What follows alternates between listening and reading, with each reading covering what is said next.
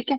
तो जितनी भी हमारी बोन्स होती हैं, जितनी भी बोन्स आपस में बंधी होती है ना, वो एक फाइब्रस टिश्यू से बंधी हुई होती है। ठीक है। और जो बोन्स के एंड पर होता है उसे कार्टिलेज की एक परत चढ़ी हुई होती है। See these are the important points, very much important. उसमें भी कुछ चीजें थी पर लेकिन इसमें थोड़ा बारीकी ज्यादा है। ठीक है। तो functions of the skeletal system ये सब हम सब जानते हैं, इसके ऊपर मैं ज्यादा टाइम नहीं लगाऊंगी। ठीक है। ये लेकिन फंक्शंस याद कर लीजिएगा, क्योंकि जनरली ये क्वेश्चंस उठ के भी आ जाते हैं ऐसे ही डायरेक्टली, बस बहुत ही बेसिक क्वेश्चन निकल के आ जाता है। तो कभी कभी बहुत डीप क्वेश्चन पूछ लेते हैं किसी टॉपिक से, और कभी कभी बहुत बहुत ही बेसिक, बहुत ही इजी। ठीक है। तो ये शेप ऑफ द बोन्स जो होती हैं उसके हिसाब से 5 प्रकार है, शेप के हिसाब से। हमने देख लिया था, लॉन्ग, शॉर्ट, फ्लैट, इरेगुलर, सेसमॉइड। ठीक है। कंपोजिशन ऑफ द बोन ये इंपॉर्टेंट है, ये देख लेते हैं। इसके अंदर कंपोजिशन में क्या क्या होता है। जल होता है हमारा 25%, और जो ठोस पदार्थ होते हैं वो 75% होते हैं। और ये जो 75 होते हैं, इस 75 को अगर तोड़ के देखें कि ठोस पदार्थ में क्या क्या आता है, तो उसमें आता है कार्बनिक पदार्थ विच इज 30%, और इनका यानी कि कार्बनिक, सॉरी, ऑर्गेनिक एंड इनऑर्गेनिक, तो ये आ जाता है आपका 45%। ठीक है। तो कार्बनिक पदार्थ जो होते हैं उसमें ओसेन आता है, म्यूकोप्रोटीन होता है, और क्रिटेन होता है। ठीक है। फिर अकार्बनिक पदार्थ जो होते हैं इसके अंदर बहुत कुछ है। ठीक है। इसमें बहुत कुछ है, जैसे कि कैल्शियम है, फास्फोरस है, मैग्नीशियम है, ये मेजर है, मेजर। ठीक है। फिर थोड़ी कम मात्रा में मीन्स जो अगर हम खाते हैं ना, कैल्शियम, फास्फोरस, मैग्नीशियम, ये जो हम खाते हैं ये सॉरी, ये मेरी मसल्स के अंदर भी जाता है, ये बोन्स के अंदर अच्छी खासी मात्रा के अंदर एब्जॉर्ब होता है, मतलब इसकी रिक्वायरमेंट वहां ज्यादा होती है। ठीक है। तो ज्यादा यूज इसका वहां होता है। ऐसा नहीं कहीं और बॉडी में हो नहीं रहा। अगर हमने जितना भी, अगर 1 ग्राम भी मैंने अगर खाया है, कैल्शियम खाया 1 ग्राम भी, तो उसमें से आप ये समझिए कि वो पूरा डिवीजन में जाएगा। ठीक है। बॉडी में जहां जहां कैल्शियम रिक्वायर्ड है, जैसे कि हम सब जानते हैं कि ब्लड के अंदर कैल्शियम रिक्वायर्ड होता है। ठीक है ना। और फिर हमारी बोन्स के लिए रिक्वायर्ड है, फिर हमारे मसल्स के अंदर रिक्वायर्ड है। कैल्शियम भर भर के कैल्शियम चाहिए होता है हमारी मसल की मूवमेंट के लिए। पढ़ेंगे आज वही चीज पढ़ेंगे। आई एम सॉरी, कि कैल्शियम हमारी मसल्स के अंदर कैसे रिक्वायर्ड होता है। ये मैंने आपको पहले भी कई बार ये बात बताई थी, आपको याद होगा कि कैल्शियम की कमी होगी तो डॉक्टर को ये पहले बताना जरूरी होता है कि the patient is the calcium deficient और the lack of calcium is there, is present. तो या तो वो उसकी मेडिसिन लेते हैं और एक प्रॉपर हिस्ट्री है उनकी कैल्शियम डेफिशिएंसी की, तो ये डॉक्टर को बताना जरूरी होता है। ठीक है। तो या जो जब भी कभी इलाज होने लगता है किसी का, तो ये बेसिक मेजर्स में से एक आता है। मैंने आपको बताया था उस टाइम पे भी कि कैल्शियम डेफिशिएंसी से डेथ तक हो सकती है ऑन ऑपरेशन टेबल। तो ये डॉक्टर्स को पता होना चाहिए होता है। तो समटाइम्स कभी कभी ऐसे अज्ञात पेशेंट आ जाते हैं एक्सीडेंट के केसेस में, they don't know, doctors don't know, उनको उनके पास कहाँ से आएगी हिस्ट्री। तो कभी कभी ऐसे केसेस हो जाते हैं। ठीक है। तो हमें हिस्ट्री ज्यादा ध्यान रखनी होती है। ओके। फिर आता है पोटेशियम, सोडियम एंड क्लोरीन, ये थोड़ी सी कम मात्रा में होते हैं। फिर आता है आयरन, क्लोरीन और लिथियम, कुछ ज्यादा ही कम मात्रा में होते हैं, बहुत ही कम। ठीक है। न्यूनतम में कहेंगे कि इसका जो कहते हैं ना, कि वैसे भी ये जो चीजें होती हैं लिथियम वगैरह, ये हमारी बॉडी में वैसे भी इस कम ही चाहिए होता है, ऑल ओवर, सिर्फ बोन्स में नहीं, ऑल ओवर द बॉडी ये कम चाहिए होता है। हमारी बॉडी में ना हर पदार्थ के लिए ना, जितने भी पदार्थ हमारी बॉडी में है, अगर मैं उनको इकट्ठा करूं तो सब में यही होता है, एक होता है मैक्सिमम चाहिए होता है, एक होता है थोड़ा मिनिमम चाहिए होता है, मतलब मीडियम कहूंगी, एक मैक्सिमम, एक थोड़ा मीडियम लेवल पे, मध्य में। ठीक है। और एक होता है ट्रेसेस में। ट्रेसेस का मतलब आ गया या कि 0.5 भी चल जाएगा, 0.003 भी चलेगा, 0.05 चलेगा, इतने कम ट्रेसेस में। ठीक है। मतलब वो इतने असेंशियल नहीं होते, लेकिन ट्रेसेस में ऐसा जरूरी नहीं कि वो असेंशियल नहीं है। हाँ, मीडियम, मीडियम और मिनिमम कह सकते हो, मिनिमम का भी मिनिमम होता है ये वाला, जो ट्रेसेस बता रही हूँ ना, मिनिमम का भी मिनिमम होता है। ठीक है। और कुछ होते हैं जो हमारी बॉडी में पहले से ही बने हुए होते हैं, तो हमें बाहर से खाने की जरूरत नहीं पड़ती। वो क्या होता है, किसी न किसी का एक बाय प्रोडक्ट बन के लास्ट में निकलता है, तो हमें बाहर से लेने की जरूरत नहीं पड़ती। ठीक है। वो नॉन एसेंशियल्स के अंदर आ जाता है। ठीक है। ओके, तो ये हो गया। फिर अकार्बनिक पदार्थ जो होते हैं बोन में कठोरता एवं दृढ़ता लाते हैं, जो अकार्बनिक है, यानी कि ये वाले जो ऊपर वाले हैं, ये बोन को एक स्थिरता देते हैं, एक ठोसता देते हैं उसको। और जो कार्बनिक पदार्थ होते हैं बोन के, वो लचीलापन देते हैं। लचीलापन कहाँ से आ गया? बोन तो लचीली नहीं होती। इट मीन्स जो बोन के अंदर का जो पार्ट होता है, स्पॉन्जी पार्ट, जहाँ पे डब्ल्यूबीसी और आरबीसी हमारे और प्लेटलेट्स बन रहे होते हैं, वो वाला पार्ट जो होता है वो अंदर की साइड होता है, लचीला पार्ट होता है, वो स्पॉन्जी सा सॉफ्ट होता है। सोच के थोड़ा हैरानी होती है, पर ये होता है। जैसे कि कोकोनट होता है ना, बाहर से सॉलिड, बहुत ही हार्ड, तोड़ने के लिए हमें जमीन पे फेंकना पड़ता है, पता नहीं कैसे मार मार के हम उसको तोड़ते हैं नारियल को। लेकिन अंदर से क्या निकलती है? मलाई, सॉफ्ट सॉफ्ट, और गिरी निकलती है। हम गिरी को भी खाते हैं, आराम से खा सकते हैं। तो क्या बाहर के शेल को खा सकते हो? नहीं। तो ऐसे ही बोन्स के साथ भी है, अंदर निर्माण हो रहा है। तो कोकोनट के अंदर जैसे पानी का निर्माण है ना, उसके अंदर बहुत सारे मिनरल्स हैं, सेम ऐसे इसके अंदर होता है बोन के अंदर। इसके अंदर आरबीसी, डब्ल्यूबीसी, प्लेटलेट्स और बहुत सारे मिनरल्स भी मिलते हैं हमें। ठीक है। जैसे बोन मैरो एक जो होता है वो सेल्यू वेस्क्यूलर टिश्यू होता है। इसमें जो होता है एक तो लचीला जो हमारा लाल अस्थि मज्जा बनता है, और पीला बनता है, जिसको हम येलो बोन मैरो भी कहते हैं। ठीक है। और कॉम्पैक्ट बोन, ये तो नहीं है जानने वाली वैसे चीज। ये कार्टिलेज वाली चीज देख लीजिए, यहाँ पे कार्टिलेज लगा होता है, जस्ट बिकॉज कि वो हड्डी खराब ना हो जाए। आप कभी कोई एक बहुत अगर कोई ऐसी चीज है, जैसे मान लीजिए वॉच है, घड़ी है, आप घड़ी उतारते हो, ड्रेस वॉच, आपने घड़ी उतारी, तो घड़ी का जो डायल वाला साइड है, आप कभी भी उसको अपसाइड डाउन नहीं रखोगे। मतलब जो घड़ी का डायल वाला साइड है उसको जमीन पे या टेबल पे नहीं रखोगे डायरेक्टली, आप उसको ऊपर रखते हो ताकि स्क्रैचेस ना आ जाए। ठीक है। ऐसे मोबाइल के साथ भी हम करते हैं, हम कोशिश करते हैं इन पे स्क्रैचेस ना आ जाए। ये थोड़ी ज्यादा नाजुक सी वो चीज है, हालांकि वो स्ट्रांग है, पर लेकिन हमें थोड़ा होता है कि इस पे स्क्रैचेस ना आ जाए, इसका ये जल्दी खराब ना हो जाए। और ज्यादा अच्छी वॉच है तो हम करते हैं कि नीचे वाला पार्ट भी इसका खराब ना हो, जैसे आजकल की स्मार्ट वॉचेस हैं, क्योंकि इसका नीचे जो बेस है वही मेन कंडक्टिंग पावर, कंडक्शन का काम करता है, सारी चीज का काम करता है। ठीक है ना। तो हम क्या करते हैं, उसको भी एक अच्छे से कपड़े के ऊपर फिर उसको रखते हैं, ताकि वो चीज उस पे स्क्रैचेस ना आए। ऐसे ही हर बोन के एंड पे ना कार्टिलेज लगा होता है, कि उस पे कोई स्क्रैचेस या उस पे कोई ना कोई वियर एंड टेयर ना हो जाए उसकी। ठीक है। फिर आता है कॉम्पैक्ट बोन जो होता है, ये काम का नहीं है। Blood vessels, yellow bone marrow, red bone marrow. ठीक है। पेरोस्टेनियम जो होता है, ये भी स्पॉन्जी बोन, ये जानने का इतना आपका नहीं है। ठीक है। एक बार देख लेना, जो मैंने आपको पहले भी कई बार कहा है कि डायग्राम में सिर्फ उन्हीं लेवल्स को पढ़ो जो आपको पढ़ाए गए हैं। जो एक्स्ट्रा लेबल्स हैं उनको ना ध्यान दें, क्योंकि ये यूजीसी नेट के हिसाब से एनऑटपी बनाई गई है, लेकिन पिक्चर्स उसके अकॉर्डिंग नहीं, पिक्चर्स निकाली गई होती है, उठाई गई होती है ना, बुक्स में से या इधर से। ठीक है। फिर रेड बोन मैरो हो गया, आरबीसी का निर्माण करता है और हीमोग्लोबिन का निर्माण करता है। हीमोग्लोबिन का हम सब जानते हैं, हीमोग्लोबिन हमारा ऑक्सीजन ले जाने का कार्य करता है। उसको निकालनी पड़ती है ऑक्सीजन, बड़ी मुश्किल से निकालता है ये, इतनी जल्दी नहीं निकालता, इतनी आसानी से नहीं पकड़ता ऑक्सीजन को। इसको प्यार है ज्यादा कार्बन डाइऑक्साइड से, कार्बन मोनोऑक्साइड से। इसको बहुत प्यार है कार्बन मोनोऑक्साइड से। जहां कार्बन मोनोऑक्साइड होगी तो हीमोग्लोबिन भाग भाग के आएगा, जैसे लैला मजनू की तरह, बड़ी तेज भाग के आता है ये। तो जहां भी कार्बन डाइऑक्साइड, कार्बन मोनोऑक्साइड वगैरह होगी ना, ये फटाफट से आएगा। जहर लेने के लिए इसको बहुत शौक है। तो कार्बन मोनोऑक्साइड जो है एक तरह का जहर है हमारी बॉडी में, हम नहीं उसको यूज कर सकते। तो उससे क्या होता है, उसे अगर आधा घंटा भी किसी को कार्बन मोनोऑक्साइड के अंदर बिठा दिया जाए, आधे से 1 घंटे के बीच में, तो अगर पैसेज अच्छा खासा चल रहा है उसका कार्बन मोनोऑक्साइड का, तो उसकी डेथ हो जाएगी आधे घंटे से 1 घंटे के अंदर। तो अगर उस रूम में कोई वेंटिलेशन नहीं है, कार्बन मोनोऑक्साइड निकलने का कोई रास्ता ही नहीं है। जैसे कि ये कई बार शायद आपने सुना होगा कि जनरेटर चल रहा था, पहले के टाइम में जनरेटर्स हुआ करते थे जब लाइट जाती थी, तो वो कार्बन मोनोऑक्साइड छोड़ती थी। तो अगर कई बार ऐसा हुआ भी है कि एक बंद कमरे में थे, या कमरे में बहुत ही लीस्ट वेंटिलेशन था, और जनरेटर रात भर चलता रहा, और पूरी फैमिली सोए सोए बाय बाय। तो कार्बन मोनोऑक्साइड की वजह से होती है। और कार्बन मोनोऑक्साइड क्यों चला गया हमारी बॉडी के अंदर, कैसे एक्सेप्ट हो गया? हीमोग्लोबिन करती है ये काम। वो ऑक्सीजन से ज्यादा प्यार किसको करती है? कार्बन मोनोऑक्साइड से करती है। ठीक है। फिर येलो बोन मैरो आता है। ये येलो बोन मैरो में वसा तथा रक्त वाहिका के साथ साथ रेटिकुलर टिश्यूज अधिक मात्रा में होता है।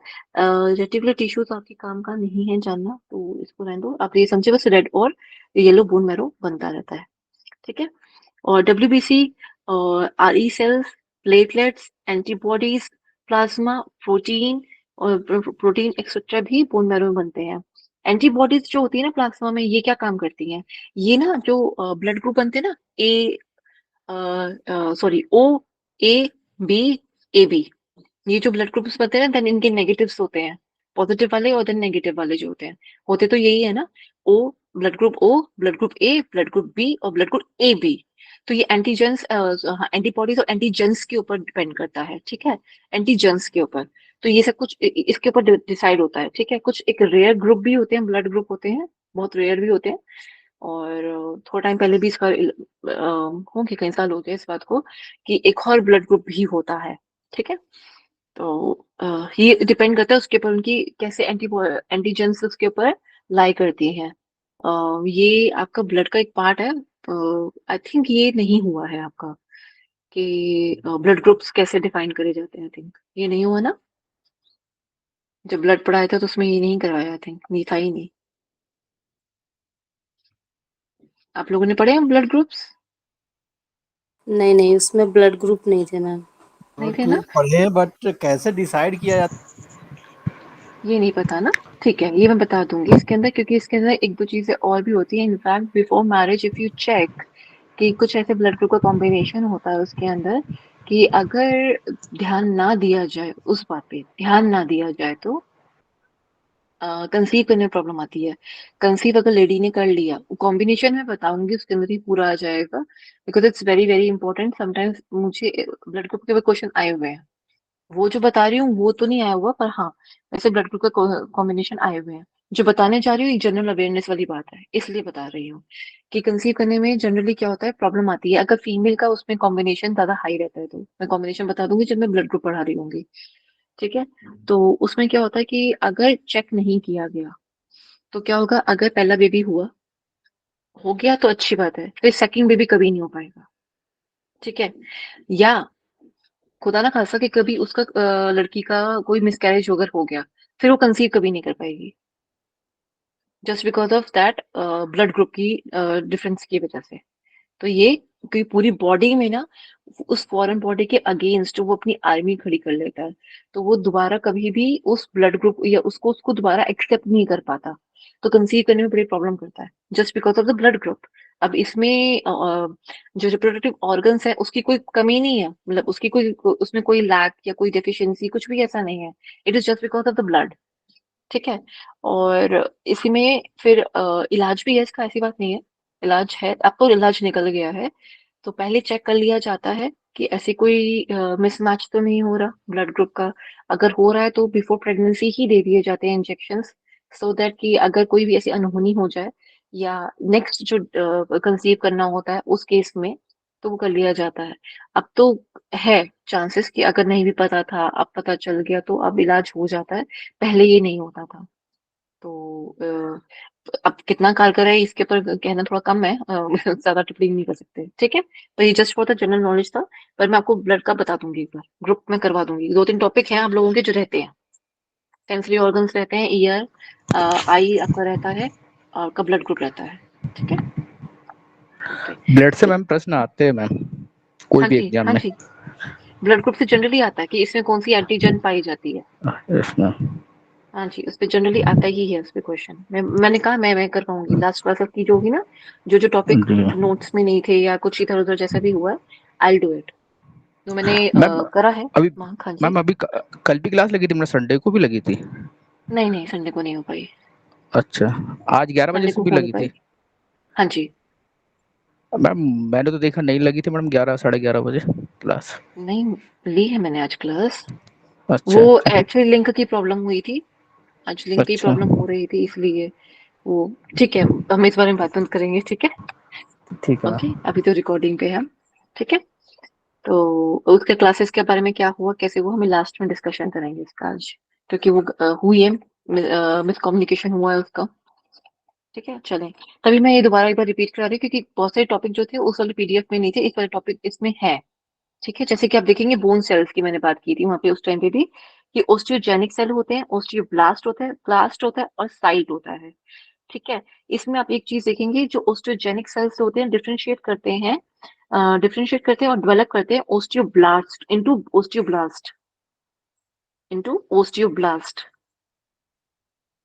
जो ओस्टियोजेनिक सेल्स होते हैं ना, वो हमारे थोड़े डिफरेंट टाइप के, जो हमारे ओस्टियोब्लास्ट का जो आगे डिफरेंशिएशन पता करना है ना, कि क्लास्ट बनेगा, एक ऐसे बनेगा, कुछ बनेगा, जिससे जो हमारी बोन्स की फॉर्मेशन में आगे हेल्पफुल होते हैं। ओस्टियोजेनिक सेल्स उसके अंदर रिस्पॉन्सिबल होते हैं। ओस्टियोब्लास्ट में तभी बताया था, ये एक प्राइमरी सेल होता है जो क्लास्ट को, साइट को बनाता है, ओस्टियोसाइट को बनाने में मेन काम करता है, जो कि क्लास्ट को भी जन्म यही देता है। कौन? Blast. Blast is a primary one. उसका भी पीछे कौन चले जाओ तो कौन आता है? जेनिक। ठीक है। जो हमारे जर्म सेल्स होते हैं ना, उनसे कुछ सेल्स निकलते हैं, जो हमने पहले पढ़ा था ना, कि कुछ सेल्स मिलके टिश्यू बनाते हैं। ठीक है। और टिश्यू बनाने के लिए उन सेल्स को भी तो आगे कुछ अच्छी आर्मी या कुछ के लिए कुछ अच्छे मिनिस्टर्स आगे बिठाने पड़ते हैं। ठीक है। अपने कहते हैं ना रिस्पॉन्सिबल हेड्स या लीडर्स बनाने बनाने पड़ते हैं।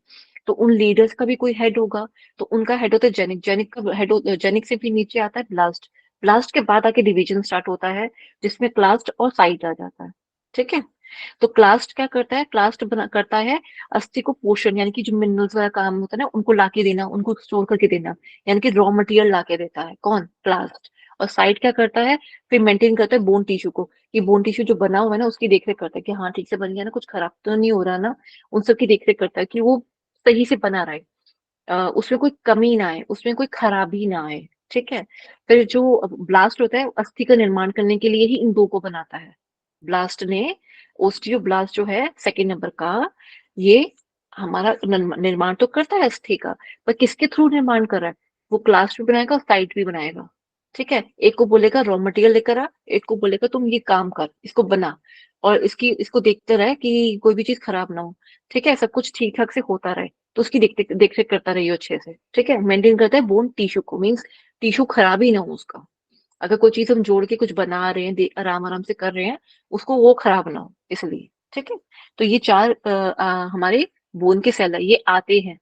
एक क्वेश्चन आ जाता है कि इनमें से कौन सा है जो उसको पोषण देता है, कौन है जो बोन टिश्यू को बनाने में, कह लीजिए, या उसकी मेंटेनेंस का रिस्पॉन्सिबिलिटी लेता है, और कौन है जो अस्थि का, यानी कि बोन को बनाता है, निर्माण कौन करता है? वो ओस्टियोब्लास्ट नाम आएगा उसके अंदर। ठीक है।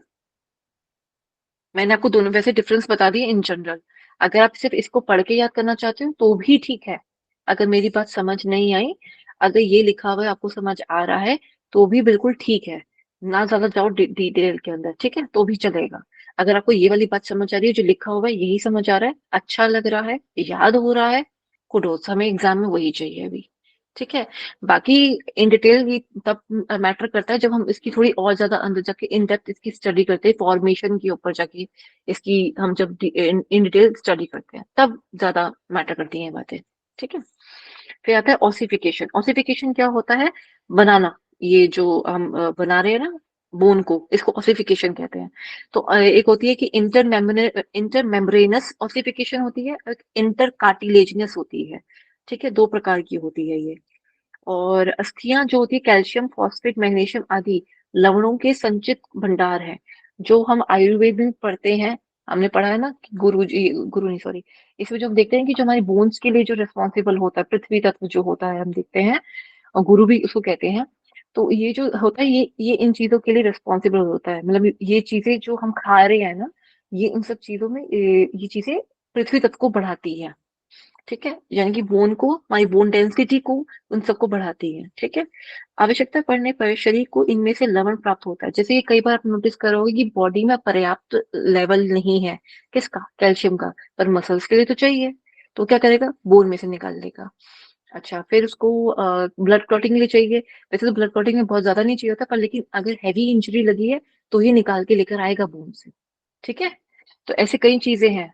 ब्रेन की फंक्शनिंग के लिए कभी कभी चाहिए होता है, तो वहां से तब निकालेगा। अगर आप लॉन्ग पीरियड तक कैल्शियम नहीं ले रहे हो, तो ये हड्डियों में से निकालना शुरू करता है। उसी वजह से हड्डियां कमजोर भी होनी शुरू हो जाती है धीरे धीरे। ठीक है।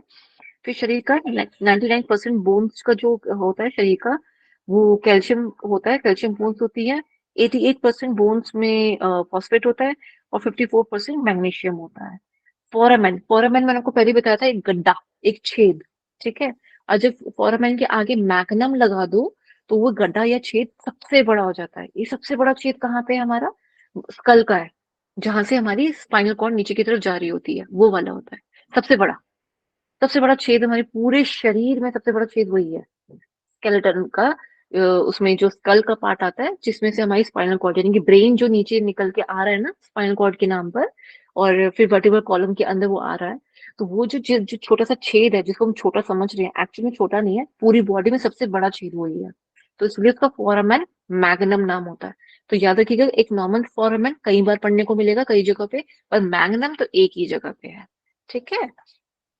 फिर आता है अस्थि में पाया जाने वाला छिद्र, जो नसों, अंगों, द्रव्य आदि में आगे जाने के लिए होता है। जो मैंने आपको जैसे बताया स्पाइनल कॉर्ड नीचे जा रही है, प्लस इसमें से बहुत सारे द्रव्यों के लिए, नसों के लिए जगह बनती है, जो स्पाइनल नर्व्स जो होती हैं उनको निकलने का जो जगह देता है। जो वर्टिबल जो वर्टिब्रास है स्पाइनल कॉर्ड की, जो वर्टिबल कॉलम है मतलब, उसका एक एक मनका अगर हम लेते हैं, उस हर एक मनके के अंदर एक फोरामेन है, जिसमें से ये एक तो सुषुम्ना नाड़ी जा रही है, ठीक है, सुषुम्ना जा रही है, और फिर उसमें से नर्व्स जो निकल रही है, ईड़ा पिंगला, वो अलग से। ठीक है। जो निकल रही है ना ईड़ा पिंगला के लिए जो छिद्र बने हुए हैं उनको फोरामेन बोलेंगे। ठीक है। और खुद भी सुषुम्ना जो निकल रही है ना उस छेद में से, जैसे कि मान लीजिए ये एक है, तो ये जो छेद बना हुआ है ना, इसमें से निकलने के लिए इस छेद को बोलेंगे, क्या बोलेंगे? फोरामेन। ठीक है। साइनस होते हैं वीवर। ठीक है। अस्थि में खोखली गुहा को साइनस कहते हैं। ये गुहा कैसी होती है? छेद वाली नहीं होती। साइनस में छेद नहीं होता, साइनस में गड्ढा होता है। ठीक है। इसमें सामान या इसमें लाइनिंग इकट्ठी हुई हो सकती है। ठीक है। तो बेजल इसमें म्यूकस पाया जाता था साइनसिस में। ठीक है। कंकाल को हम दोनों दो मुख्य भागों में बांटा था, हमने देख लिया था। स्कल के अंदर ये जरूर याद रख लीजिएगा, काउंट मैंने को पहले भी बताया था कि आपने इसके नोट्स कैसे बनाने हैं। ठीक है ना। तो ये आप ये समझिए, इस चैप्टर का सबसे बड़ा मेजर पॉइंट ये है, प्रमुख है ये, कि आपको ये वाले नंबर, ये वाला काउंट आपको टिप्स पे होना चाहिए। इसमें से क्वेश्चन भी बन के आ सकता है। ठीक है। ये बेसिक क्वेश्चंस में, मतलब बेसिक टॉपिक है जिसमें से क्वेश्चंस बन के आते हैं। थायराइड बोन के बारे में भी कभी कभी आ जाता है कि कौन सी ऐसी हड्डी है जो बिना किसी सपोर्ट के, बिना किसी बोन के अटकी हुई है, उस पे है, और ये हमारी टंग को सपोर्ट करती है। तो हायोइड बोन का नाम लेंगे। सबसे अगर कान की हड्डियों की बात आती है तो अगर लिखा था कान की हड्डियां जो है वो कितनी है? 3। अगर 3 लिखा हुआ आ जाएगा तो ध्यान देना, 3 पेयर तो नहीं लिखा हुआ। इस पे ध्यान देते ना। कभी कभी क्वेश्चन इस तरह का भी बड़ा निकाल देते हैं, जबकि है बड़ा बेसिक क्वेश्चन, कुछ भी नहीं है, सिर्फ 3 हड्डियों के बारे में तो बताना था, लेकिन उसमें 3 पेयर लिखा हुआ होना चाहिए, क्योंकि 3 लेफ्ट में है और 3 राइट में है। तो इस तरह से इन चीजों का ध्यान जरूर देना। छोटे छोटे क्वेश्चन है, पर थोड़ा सा क्वेश्चन को ध्यान दोगे तो कहीं नहीं जाएगा। फिर आता है पेक्टोरल गर्डल। गर्डल में क्या होता है? जो हमारी शोल्डर है ना, पीछे स्कैपुला है, इससे आती हुई हमारी बोन होती है। फिर इसी पे हमारी कुछ मांसपेशियां लगी हुई होती है, जैसे हम पेक्टोरल नाम की जो हमारी बहुत सारी जो है ना मसल्स हैं, वो होती हैं। ये क्या हेल्प करती हैं? अगर हड्डी होगी तो भी मेरे को हाथ ऊपर उठाना, नीचे उठाना, सॉरी नीचे लाना, गोल घुमाना, इन सब में हमारा हेल्प करती है। कौन? Pectoral girdle. ठीक है। और ये 4 प्रकार, 4 होती है ये वाली। और इसी में ही जो इसकी मांसपेशियां अगर आ जाएंगी इसके ऊपर, थोड़ा सा वैसे बता रही हूँ, मांसपेशियां इसके ऊपर आ जाएंगी तो वो इसी की हेल्प करेगा हाथ ऊपर उठाने में, नीचे उठाने में। और जो हम कटी चक्र करते हैं जिसमें हाथ घुमाते हैं ना, कटी चक्र में तो वैसे कमर घूमती है, कटी। ठीक है। लेकिन जब हम अपने हैंड की मूवमेंट करते हैं, कटी चक्र में करते हैं ना हैंड मूवमेंट, पूरा पीछे तक ले जाते हैं, फिर अपने थंब को देखते हैं, तो ये मूवमेंट की, ये मूवमेंट्स जो हम कर पा रहे हैं, ये पेक्टोरल ग्रेडल पे जो लगी हुई पेक्टोरल हमारी मसल्स है, वो हमारी हेल्प करती है। एक बार मसल्स के अंदर चीज को देखेंगे हम। ठीक है। फिर हैंड आ गया, लेग आ गया, दोनों में देखिए 30-30 है। ध्यान दीजिएगा अगेन, अगर लिखा होगा हैंड में 60, तो ध्यान दीजिएगा 60 किस तरह से लिखा है। और अगर लिखा होगा 30 पेयर, उस हिसाब से मैं बार बार पेयर पे और इंडिविजुअल हैंड की काउंट पे मैं बार बार आपको कह रही हूँ, एम्फेसाइज कर रही हूँ कि क्वेश्चन में क्या लिखा होगा देख लेना। पेयर में लिखा है कि ऊपर लिखा होगा कि हैंड की मसल्स, सॉरी बोन्स कितनी है पेयर में, जोड़े में, या तो ऐसे लिख दो, ऐसा कुछ लिखा होगा। ठीक है। और नीचे आंसर देखा होगा 30, आप खुश हो जाओगे, मार्क मिल गया, मेरे को 2 नंबर मिल गए। बाद में पता चला कि 30 नहीं 60 था। आप सोचोगे 60, नहीं नहीं नहीं, 60 तो पूरे हैंड की, पूरे आर्म की होती है। तो गए 2 नंबर गए। तो ये ध्यान दे देना कि ऊपर क्वेश्चन पूछ क्या रहा है, ठीक है। फिर आ गया लेग में भी सेम 30 होती है। हम जानते हैं कि फैलेंजिस में एक कम हो जाती है और वो कम होके कहाँ चली जाती है, पटेला में, ठीक है। तो लेग में टोटल की अगर बात करें तो 30 बोन कैसे बनी ये याद रखिएगा, ठीक है। फिर पेल्विक गर्डल की बात हो रही है, यानी कि हिप एरिया की बात हो रही होती है। इसमें हमारी 2 बोन्स मेजरली होती हैं, ठीक है। एक होती है जो फ्यूज हो के जुड़ी हुई है, एंड देन एक होती है अलग अलग टुकड़ों में है, ठीक है। वो भी अभी देख लेंगे हम, ठीक है। क्रेनियम का हमने देख लिया था, ये मैंने आपको बहुत अच्छे से बताया था कि कैसे स्कल को कवर करा गया है किन किन पार्ट्स में।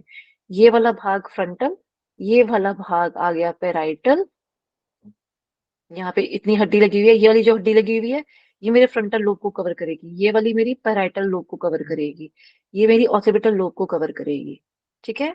अच्छे से समझा था ना हमने अभी। फिर अंदर वाली जगह आ जाएगी, जो आंख वाला एरिया आएगा बचाने के लिए वो कौन सा होगा, इथमोइड।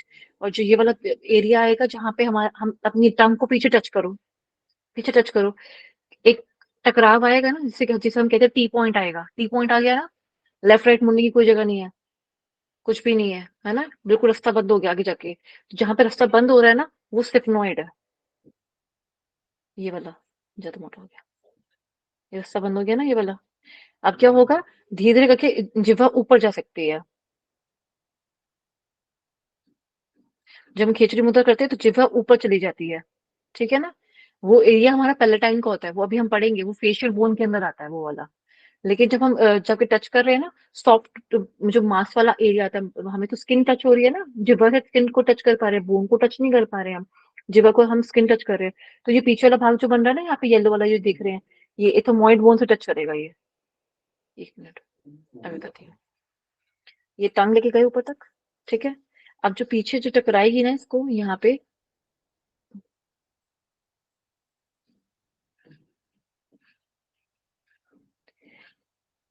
जो इसकी इस वाली जगह पे जो इसको टकरा रही होगी ना, वो इथोमोइड होगी यहाँ पर, और एक स्फेनोइड होगी यहाँ पर। लेकिन टंग जो, लेकिन अगर हम उसको रखेंगे इस तरफ जहाँ पे बिल्कुल बैक ऑफ द रूफ आता है तब, लेकिन हमें तो अपने कपाल गुहर तक लेके जानी होती है टंग, तो खेचरी मुद्रा में कपाल गुहर तक लेके जानी होती है, ऐसे करके हमें लेके जानी होती है भ्रमरंध्र तक, कपाल कपाल गुहर तक। तो जो ये वाला एरिया आएगा ये पैलेट वाला एरिया आएगा,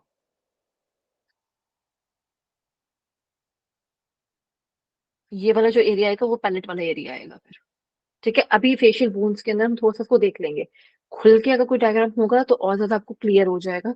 इसमें भी खुल के सामने से 3D वाला कोई ऐसा डायग्राम अभी मेरे सामने है नहीं, और मैं आपको उससे दिखा देती एक बार, ठीक है। पर इतना ध्यान रखिएगा, आंखों के पीछे वाला अगर नाक हटा दो, नाक हटा दी, कार्टिलेज की बनी हुई है ना नाक, हटा दी, ठीक है। इसमें जो हम नेजल नेल्स पढ़ते थे, 2 नाक के छिद्र हैं, वो कैसे बने हुए हैं, वोमर की वजह से बने हुए हैं। वोमर और इथोमोइड जुड़ी हुई होती है पीछे से, ये वाली जो है, ये वाली और वोमर आपस में जुड़ी हुई होती है, जिसकी वजह से डिवीजन बनता है। इसमें थोड़ा सा खिचड़ी हो रही है, समझ नहीं आ रहा है, क्लियर नहीं हो रहा है, बट आई ट्राई कि अगर आगे कोई अच्छे से है डायग्राम तो हम उसे क्लियर कर पाएंगे। हाँ ये रहा, ये देखो ये देखो ये देखो, ये रहा, ये यहाँ पे लेक्रिमल आ गया ना, lacrimal gland, sorry lacrimal gland यहाँ पे आ गया, ये वाला साइड में यहाँ पे, ठीक है। फिर आता है ये वाला नेसल कैविटी वाला, ठीक है, ये वाला,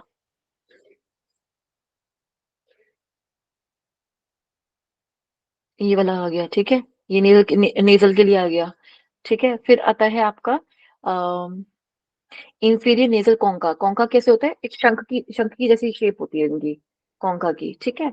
वोमर बीच में डिवीजन लाता है, ऐसे करके बीच में डिवीजन लाएगा, और यहाँ 2 शंख से ऐसे बने हुए होंगे। इसके अंदर ना ब्लड सप्लाई बड़ी अच्छी होती है कॉन्का के अंदर, कॉन्का शंख जैसा होता है, एक छोटी सी गुफा टाइप होती है, इसके अंदर ब्लड सप्लाई काफी ज्यादा अच्छी होती है, जिसकी वजह से जब हम श्वास लेते हैं ना तो वो गर्म हो जाती है ब्लड के कॉन्टेक्ट से आने से, और थोड़ी मॉइस्चर भी हो जाती है, ठीक है। इसी की वजह से होती है वो। फिर देखते हैं कहाँ गया? ये जो वोमर है ना, ये वाला जो ब्लू वाला पार्ट है, ये ब्लू वाला पार्ट आपका अटैच होता है किससे, इथोमोइड से, ठीक है। किससे अटैच होता है, इथोमोइड से। ये जो व्हाइट वाला पार्ट देख रहे हैं ना आप आंख का, ये वाला पार्ट जो देख रहे हैं, इसके पीछे वाला पार्ट देखेंगे वो इथोमोइड है, और उसके बिल्कुल और पीछे चले जाओ, बिल्कुल पीछे चले जाओ, तो वहां पे आ जाएगा स्फेनॉइड। उस स्फेनॉइड के ऊपर बैठा हुआ होता है पिट्यूटरी ग्लैंड, जो हमने पढ़ा था अभी।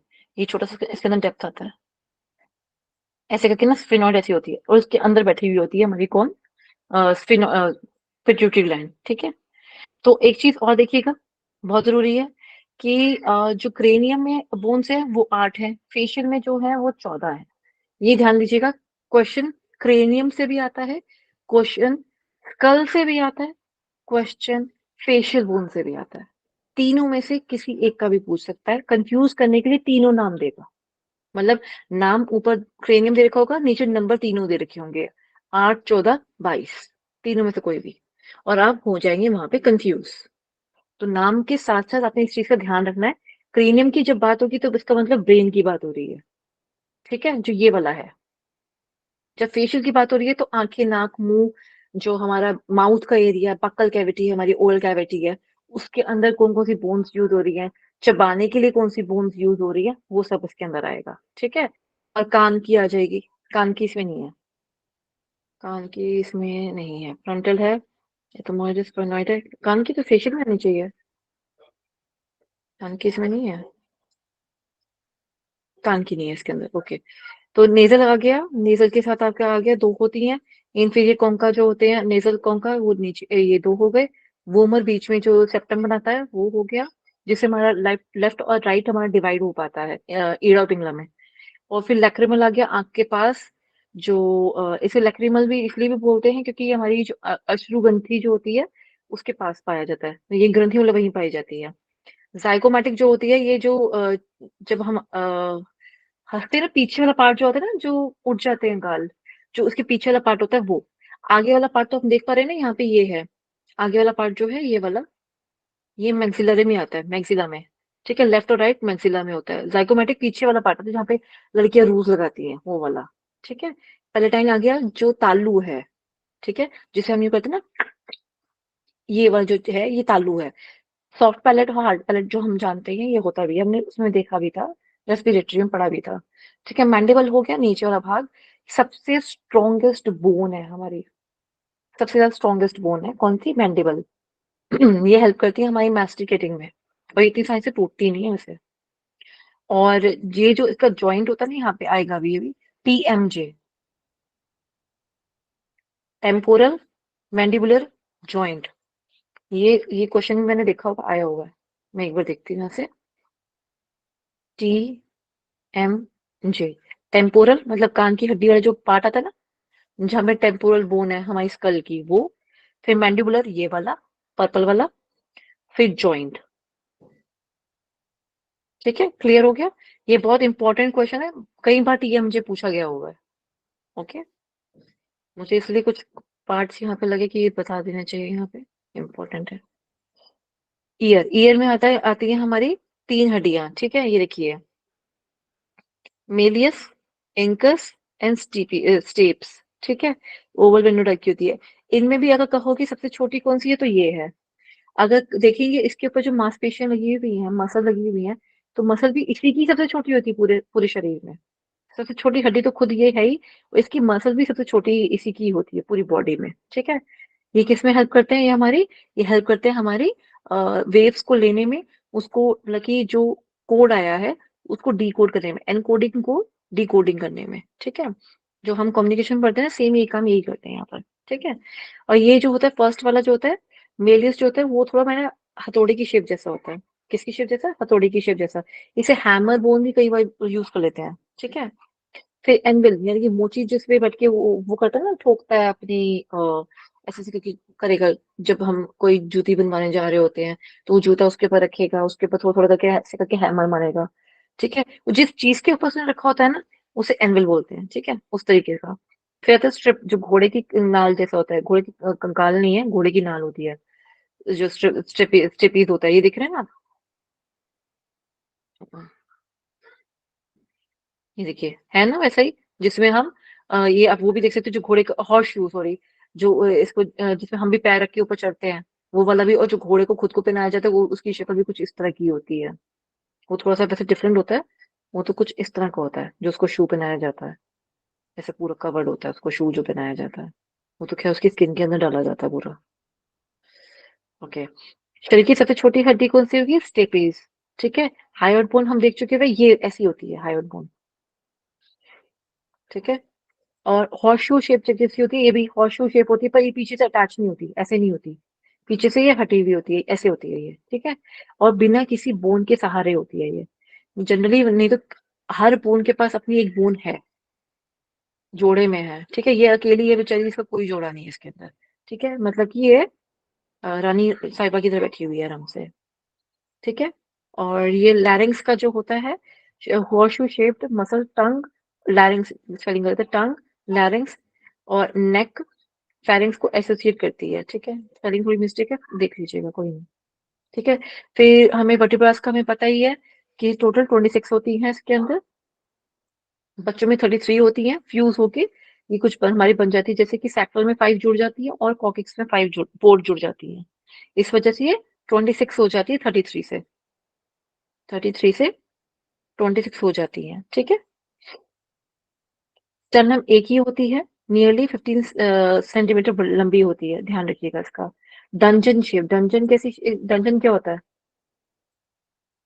डंजन मतलब कटार की आकार जैसा, डंजन। ठीक है, ये देख रहे हैं ना, जैसे किसी को मारने के लिए एक हथियार यूज करते हैं, उसे कटार कहते हैं, जो वो वैसा लगता है दिखने में।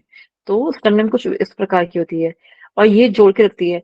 तो रिब्स जो होती है ना, ऐसे ऐसे वाली बोन्स हैं, देखो ये ऐसी ऐसी बोन्स जा रही हैं, आगे से स्टर्नम से जुड़ गई, पीछे वर्टिब्रल कॉलम से जुड़ गई। ठीक है, तो ये पसलियां जो अपने अकेले में है ना, ये वाली जो है 1 2 3 4, ये टोटल 12 है, और इसको क्या कहेंगे, इंटू 2, तो कितने हो गए? 24, ऐसे है। ठीक है, स्टर्नम 25th आ जाएगी। वर्टिब्रल कॉलम को तो हमने अलग से काउंट कर ही लिया, विच इज 26,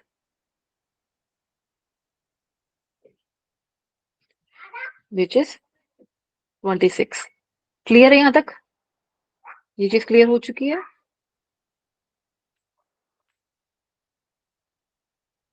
बताओ, नहीं क्लियर यस हुआ क्या? Ma'am. Okay okay okay okay, इसमें ठीक है, हो गई ना। Okay okay.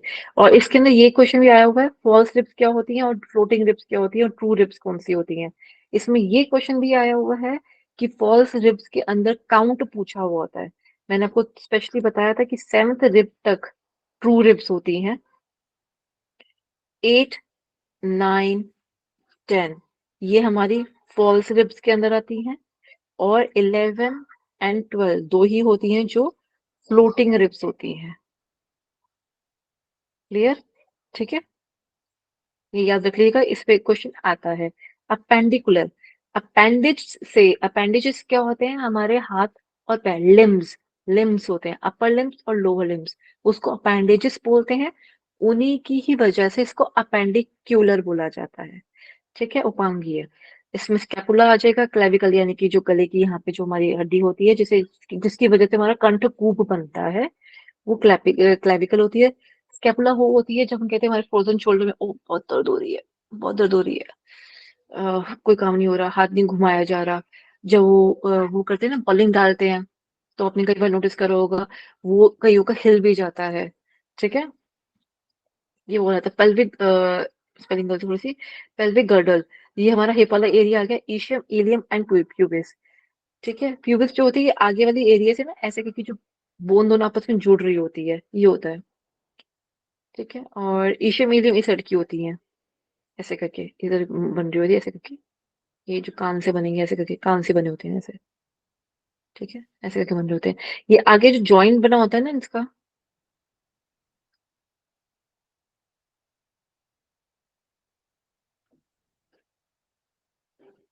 ये ये होता है प्यूबिस वाला एरिया, ईशियम इलियम। ठीक है, तो ये ऐसे करके जैसे जॉइंट बना हुआ होता है ना, ये वाला, ये वाला, ये प्रोटेक्ट करता है हमारे विजाइनल ऑर्गन्स को, या हमारे रिप्रोडक्टिव ऑर्गन्स को मैं बोलूंगी, not only vaginal, reproductive organs को प्रोटेक्ट करता है, ऐसे जो इनका हाइफिस है। और प्लस यही वो एंगल्स होते हैं हमारे, जो हम नोटिस करते हैं ना कि ब्रॉड है या कम है, ये देखा जाता है एंगल्स को भी। ठीक है, ये तीन बोन मिलकर एक बोन बनाती हैं, इसे इनोमेट बोन मिलते हैं, बोन भी बोला जाता है। हैंड में बोन जो होती है वो कितनी होती है, हैंड की, हाथ की बात हो रही है। ये बहुत इंपॉर्टेंट है, जिसकी वजह से मैंने ये निकाला था आपका। ठीक है, आर्म में तो एक हो गई, यानी कि जो ऊपर ऊपर अपर आर्म जो होती है, आर्म ये वाला, इसको हम बोला, ये फोर आर्म हो गया। ठीक है, ह्यूमरस हो गई, रेडियस, अल्ना, अब कार्पस, मेटाकार्पल्स, ये सब कुछ हो गया। ठीक है, लेकिन ये रहा रिस्ट बोन्स। ठीक है, ये जो है ये इंपॉर्टेंट है, इस पे भी कई बार क्वेश्चन आया हुआ है। कैपिटेट ये वाली, ठीक है, हैमेट ये वाली, पीसीफॉर्म ये वाली, और ट्राइक्वेट्रम ये रही, ल्यूनेट ये थोड़ी चांद के आकार जैसी होती है, इसलिए इसका नाम ल्यूनेट रखा जाता है। स्कैफोइड, और ये आ गया ट्रेपेजियम, ये थोड़ी ट्रेपेजियम की शेप जैसा होता है इसलिए, और ये ट्रेपेजॉइड जैसी शेप का होता है इस वजह से। ठीक है, तो ये नाम है, इनको एक बार अच्छे से पढ़ लीजिएगा। नाम डायरेक्टली आपसे नहीं पूछेगा, पर वो ये पूछ लेगा कि यार इनमें से कौन सी रिस्ट बोन है, इसमें से कौन सी रिस्ट बोन है, तो ऐसे करके पूछ लेता है। इसकी एक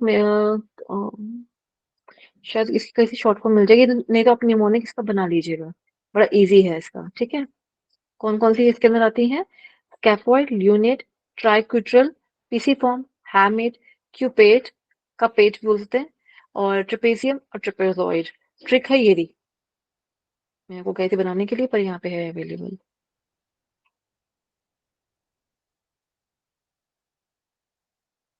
अब क्यों हो रहा है?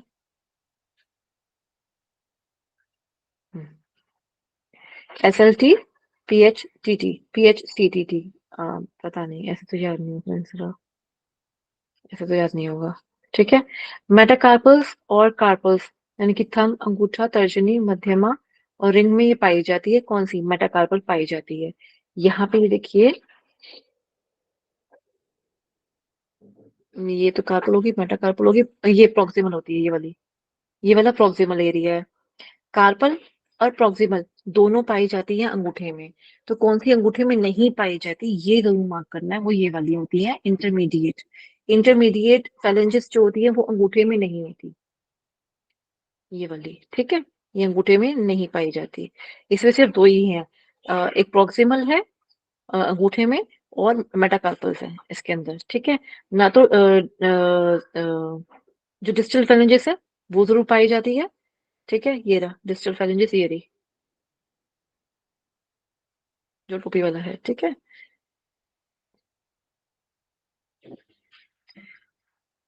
डिस्टल फेलेंजेस ये रहे, सिर्फ इंटरमीडिएट फेलेंजेस इसमें नहीं पाई जाती है अंगूठे में, ये ध्यान रखिएगा, ये भी क्वेश्चन उठे हुए हैं। ठीक है, लेग में हम सब जानते हैं फीमूर हो गया सबसे लंबी हड्डी जो होती है। ठीक है, इसमें बहुत ज्यादा मात्रा में बनता है ब्लड, इसको तीसरी किडनी भी बोला जाता है। जो फेमूर होती है, थाई होती है ना, थाई को तीसरी किडनी भी कहा जाता है। ठीक है, नी जो होता है पटेला, उसका एक निकल के आ गया इसमें, क्योंकि यहाँ पे एक फेरेंजिस हमारा कम बनेगा। टिबिया फिबुला हो गया, टार्सल्स हो गए 7, और मेटाटार्सल हो गए 5, और फेलेंजिस हो गए 14। तो हमारे जो टार्सल्स हैं कार्पल के अंदर एक कम हो गया, वहां कितने हमारे कार्पल से 8, यहाँ पे है 7। ये जो एक काउंट था यही निकल के पटेला में चला गया, जिसकी वजह से हैंड्स और लेग्स की बोन का जो संख्या है वो सेम है, 30-30 ईच। ठीक है, एंकल के इसमें ये देख लीजिएगा, ये वाला जो है टैलस, कैल्सिनियस और कैल्केनियम, कैल्केनियस है, कैल्केनियस और कैल्केनियम, ये हील बोन होती है जो एडी वाला पार्ट, और नैनिक्यूलर नीव की तरह होता है।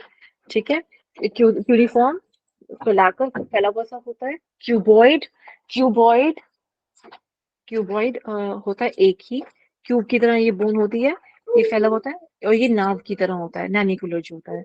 ये देखिए यहाँ पर, इसको थोड़ा सा देख लो, ये वाला, ये क्यूबॉइड वाला आ गया, कैल्किनियस आ गया, टैलस आ गया, जिससे ऊपर की तरफ हम जा रहे होते हैं, जब जहाँ पे बोन्स अटैच हो रही होती है, ये जब पैर घुमाते हैं ना गोल गोल, तो कई बार इसके अंदर होता है ना कि you can feel they are bones, बहुत सारी बोन्स है वहां पर, थोड़ा सा फील होता है यहाँ पर। और ये नेविकुलर, जब हम यहाँ पे मसाज करते हुए कभी नोटिस करें आप इस चीज को, तो ये हो गया नेविकुलर। ठीक है, और ये हो गया इंटरमीडिएट क्यूनिफॉर्म, मीडियल क्यूनिफॉर्म, और ये लेटरल हो गया, और ये टासल्स पूरे के पूरे लेटरल क्यूनिफॉर्म हो गया, ठीक है ना, और क्यूबॉइड हो गया ये वाला। तो एक बार इनके नाम देख लेना, आपको इसको देख के कुछ नहीं कहेगा करने के लिए, ठीक है। कोई भी कुछ नहीं इसमें पूछा जाएगा क्वेश्चन, क्वेश्चन सिर्फ इनके नाम से पूछा जाएगा। आप ऊपर वाला नाम अच्छे से याद कर लिया आपने, उसमें कैसे थे, ठीक है। दोनों को आमने सामने करके लिख लीजिएगा, ठीक है। एक एक बॉक्स में ऊपर दोनों आमने सामने करके लिख लीजिएगा। 2 या 3 बार देखोगे नाम अपने आप आपको धीरे धीरे चढ़ जाएंगे कि ये फुट के हैं और ये हैंड के हैं, ठीक है। ट्रिक में तो ये ट्रिक अजीब सी है, हिंदी में है थोड़ी सी, आप देख लीजिएगा एक बार इसकी ट्रिक को, ठीक है। फैलेंजेस हमने देख लिया, जो प्रॉक्सिमल फैलेंजेस होते हैं, मिडल फैलेंजेस है और डिस्टल है, ठीक है। ओके, ये हो गया कंप्लीट आपका स्केलेटन का पार्ट, ठीक है। तो ये जो था, एक बार मेरे को था कि मैं आपको रिवीजन एक बार करवा दूं ये वाली, क्योंकि ये मुझे बहुत अच्छा लगा था कि ये वाला जो है काफी अच्छा है। टॉपिक मतलब जो इसके अंदर बता रखा है, कुछ पॉइंट से जो उसके अंदर छूट गए थे। अब मैं आपको मस्कुलर सिस्टम करवाने जा रही हूँ, which is very very important again. और मैं वही वाला लेती हूँ, एक मिनट।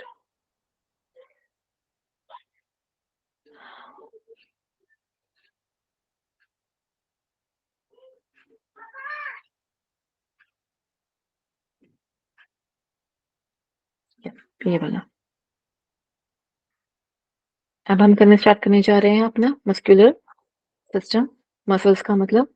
अब इसमें हम देखेंगे कि मसल्स कैसे कॉन्ट्रैक्ट करती हैं, रिलैक्स करती हैं, और इसकी बहुत अच्छी अच्छी चीजें हैं जो हमने पढ़नी है इसके अंदर, ठीक है। बहुत बेसिक फंक्शनैलिटीज हैं इसके अंदर जो हम देखेंगे, पढ़ेंगे, और बहुत इंपॉर्टेंट है वो हमारे लिए। इन जनरल भी हमें जो आसन समझने होते हैं उनके लिए भी, और इसके अलावा जो हम अपनी रियल लाइफ में जब थेरेपीज को समझने लगते हैं हम, तो ये बहुत हेल्प करती हैं। क्या? मसल्स। मसल्स का वैसे तो डीप में जाने के लिए बहुत कुछ है पढ़ने के लिए इसके अंदर, बहुत कुछ, ठीक है। लेकिन हमें इतना डीप में नहीं जाना है, हम थोड़ा सुपरफिशियल होके इसको पढ़ेंगे ताकि हमें चीजें जल्दी जल्दी याद भी हो। तो मैंने आपको पहले ही बताया था कि मस्कुलर सिस्टम को पढ़ने का, याद करने का तरीका सिर्फ एक ही है। इसको रीजन वाइज इसकी मसल्स के नाम आप लिखते जाएंगे, ठीक है। इसका एक चार्ट है, मैं कोशिश हो सकी तो मैं आपको जल्दी से एक अच्छा सा बना के दे दूंगी चार्ट, अगर बन पाया तो। मतलब वैसे मेरे पास है, पर वो थोड़ा खराब हो गया, बहुत पुराना बना हुआ था, तो वो समझ नहीं आएगी राइटिंग। तो आई ट्राई कि मैं आपको थोड़ा सा साफ अच्छे से इसका एक चार्ट मैं पोस्ट कर दूं ग्रुप में, ठीक है। तो फिलहाल यहाँ पहले पढ़ लेते हैं, वो चार्ट तो लास्ट में रिवीजन का है, ठीक है। मस्कुलर टिश्यूज क्या होते हैं, ठीक है। टिश्यूज हमने कई तरीके के पढ़े थे, इसमें से हम अभी आज जो पढ़ने जा रहे हैं वो पढ़ने जा रहे हैं मस्कुलर टिश्यू, ठीक है। मस्कुलर टिश्यू में क्या होगा? मसल फाइबर्स, जो एक इसकी भी पूरी सीरीज है, सेल, देन टिश्यू, और जो इसके ये टिश्यूज कैसे बने, इसके अंदर क्या क्या चीजें आती हैं, क्या क्या चीजें इन्वॉल्व है, सार्कोमेर नाम की क्या चीज होती है, मायोसिन क्या होता है, एक्टिन क्या होता है। ये क्वेश्चंस आपने कई बार शायद देखे होंगे प्रीवियस ईयर क्वेश्चंस पेपर के अंदर, ये वर्ड बार बार आया हुआ है, इस तरह के वर्ड्स को बार बार यूज करा गया है, क्वेश्चन उठे हैं उसके ऊपर से, ठीक है। तो ये क्या है, इसके न्यूरोमस्कुलर जंक्शन क्या होता है, ये भी पढ़ेंगे, ठीक है। तो ये बहुत छोटा टॉपिक है, बड़ा टॉपिक बिल्कुल नहीं है, बहुत ही छोटा टॉपिक है, सिर्फ समझने के लिए है। इसके अंदर कॉन्ट्रैक्शन और relaxation, rest, all of it, जो जितना भी आपका है इसके अंदर, वो सिर्फ याद करना है, आपको सिर्फ रट्टा लगाना है। इसके अलावा रट्टा ऐसे मीन्स मसल्स का नाम एक बार समझ लो तो आपको याद आराम से हो जाएगा, ठीक है। जैसे पेशीय ऊतक संकुचशील तंतुओं से मिलकर बना होता है, विच कैन बी कॉन्ट्रैक्ट, मतलब इससे शरीर से किसी भी भाग में गति होती है। हमें बहुत जल्दी एक स्पीड मिलती है, हमें एक कहते हैं कि हमें एक गति को और क्या बोलेंगे, नॉट प्रेशर, एक स्पीड बोलेंगे इसको, ऊर्जा, वो भी मिलती है, ठीक है। किससे मिलती है? हमें स्केलेटल सिस्टम से, ताकि हम ज्यादा चल सके, ज्यादा दौड़ सके, इस तरह से बोल सके। अब मैं जो यूज कर रही हूँ जैसे टंग का बोलने के लिए, it comes under what, it comes under this, ठीक है। उत्तेजनशील, इरिटेबिलिटी भी इसमें आती है, कंडक्टिविटी इसके अंदर आती है, चालकता, और इलास्टिसिटी भी इसके अंदर आती है। किसके अंदर? मस्कुलर टिश्यू के अंदर, ठीक है। पेशीय ऊतक में आंतरिक कोशिका पदार्थ जो होता है, इंट्रासेलुलर, यानी कि एक ही सेल के अंदर का जो भाग है वो सब्सटेंस बहुत कम होता है। क्यों? क्योंकि उनको काम ज़्यादा बहुत जल्दी करना होता है, ज़्यादा द्रव्य सँभाल के नहीं रख सकते। अगर हर सेल के अंदर लिक्विड पार्ट ज़्यादा होगा उसका, तो क्या होगा? वो ज़्यादा लिक्विड ही बनेगा। पर इतना नहीं है, मसल्स में क्या होता है, बहुत ज़्यादा काम करना होता है। ज़्यादा कहते हैं ना कि ज़्यादा भार नहीं ले सकते, लिक्विड ही भार नहीं ले सकते। It's something solid they can carry. तो इनके जो टिश्यूज़ सॉरी जो इनका सेल है ना, थोड़ा सॉलिड होता है, वो ज़्यादा लिक्विड ही नहीं होता। ठीक है? फिर एस शेप अच्छा, बहुत कम होता है जिससे कोशिकाएँ बहुत पास-पास सटी होती हैं, ठीक है?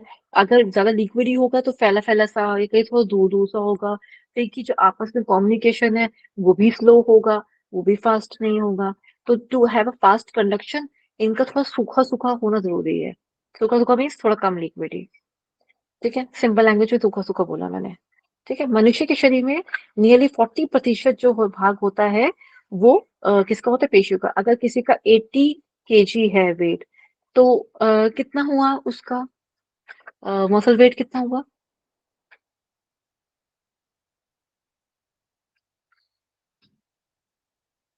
40% निकालो उसका 80 केजी का। 40% रहता है।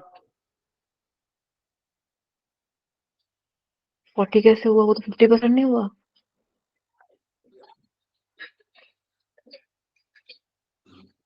80 का हाफ तो 40 हुआ।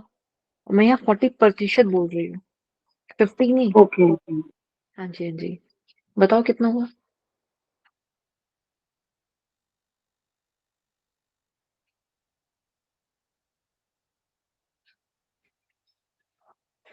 पर ये हम लगभग मानते हैं, एग्जैक्टली ऐसा नहीं होता। तो कितना होता है हमारा? नियरली अगर कोई 80 केजी का इंसान है तो आप ये समझ के चलिए कि मैं नियरली कह रही हूँ, ये तो क्योंकि सबके ऊपर लागू नहीं होता है, क्योंकि किसका मसल फैट कैसा है, किस तरह से है, उसके ऊपर काफी काफी कुछ डिपेंड भी करता है। बोन की डेंसिटी कैसी है, बोन का वजन कितना ज्यादा है, तो ये भी बहुत मैटर करता है उसके ऊपर। तो 40% नियरली कितना हो गया 80 केजी का? Nearly to 35 to 40, sorry nearly to 25 to 30, ठीक है? 30 केजी जो होगा नियरली इसका क्या कहलाएगा? मसल्स का भार कहलाएगा, ठीक है? मानव शरीर में नियरली 650 मांसपेशियां होती हैं, मसल्स होती हैं, नियरली 650। तो क्या 650 याद करनी है आपको? ना जी, आपको इतनी सारी याद नहीं करनी, आपको सिर्फ सुपरफिशियल याद करनी है, जितनी एग्जाम पॉइंट ऑफ व्यू से बनती है, सिर्फ वो 650 नहीं करनी, इतने में तो पूरी एनाटॉमी हो जाएगी।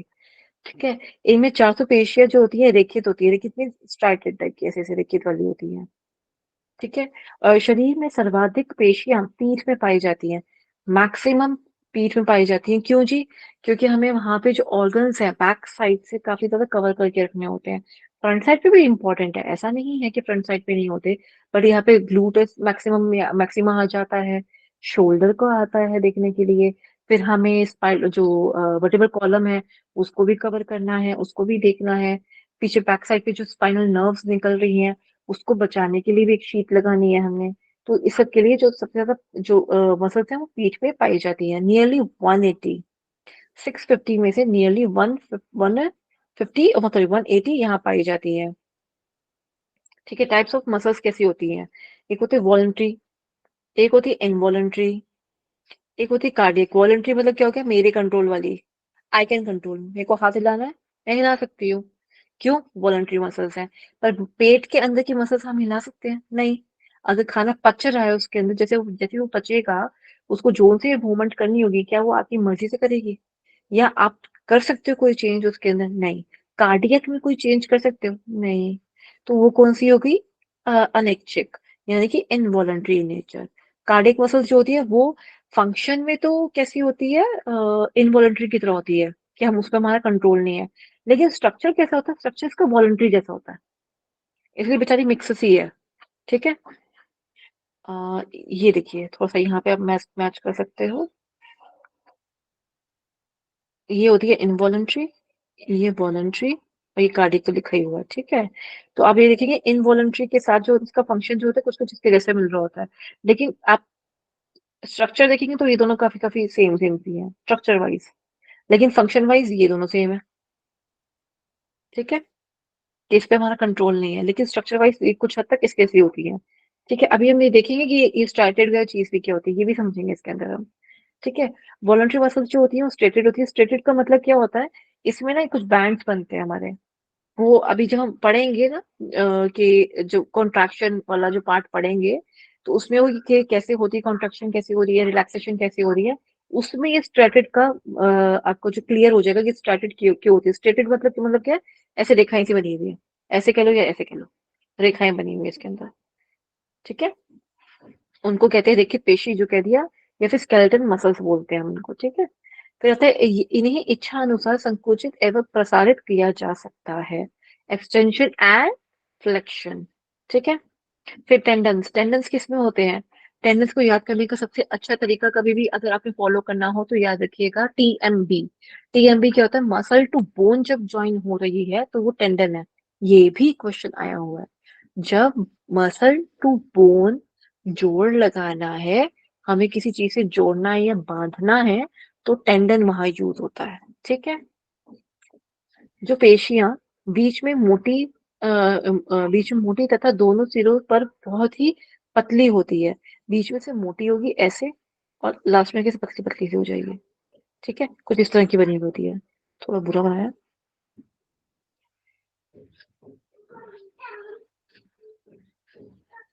कुछ इस तरह से होता है, ठीक है। इन्हें टेंडन्स कहा जाता है।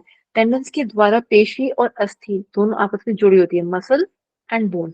तो कैसे याद रखेंगे, टी एम बी या बीटीएम याद रखना है पीटीएम की बजाय, तो भी आपकी मर्जी है। बीटीएम बनाना है आपकी इच्छा, टीएमबी बनाना है आपकी इच्छा, एमटीबी बनाना है आपकी इच्छा, जो कॉम्बिनेशन बनाना आपकी इच्छा, ठीक है। टाइप्स ऑफ स्केलेटन मसल्स में एक बार देख लेते हैं कौन कौन सी है। एक होता है, दो प्रकार के ऊपर इसको डिवाइड करा गया है, इसके कि दोनों एक दूसरे के विपरीत कार्य करती है, मतलब कार्य के ऊपर इसको डिवाइड करा गया है, किसके अंदर, फ्लेक्सर और एक्सटेंसर, ठीक है। अंगों को मोड़ने वाली पेशियां जो होती हैं, यानी कि अगर मैंने अपने हाथ को अंदर की तरफ मोड़ा, कोहनी से अंदर की तरफ मोड़ा, जब वो करते हैं ना अ, अ, ये वेट लिफ्टिंग करते हैं या कुछ ऐसा, तो या बाल्टी उठाई या कोई सामान उठाया, तो हम हाथ हमारा अंदर की तरफ मुड़ता है कोहनी से, ठीक है। जब ये अंदर की तरफ मुड़ेगा, इसे कहेंगे फ्लेक्सर। लेकिन वहीं पे हाथ के पीछे वाली साइड जो होगी,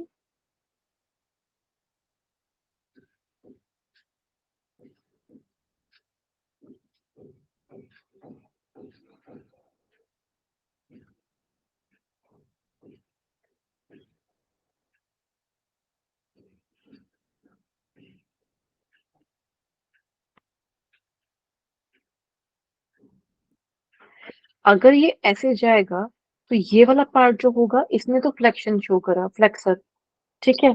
लेकिन वही जो नीचे वाला भाग है, वो तो एक्सटेंसर शो करेगा ना, क्योंकि वो प्रसार हो रहा है, वो फैल रहा है, वो लंबा हो रहा है, और ये अंदर सिकुड़ रहा है क्योंकि अंदर की तरफ जा रहा है, ठीक है। ऐसे ही पूरी बॉडी में बहुत सारी जगह पे होता है।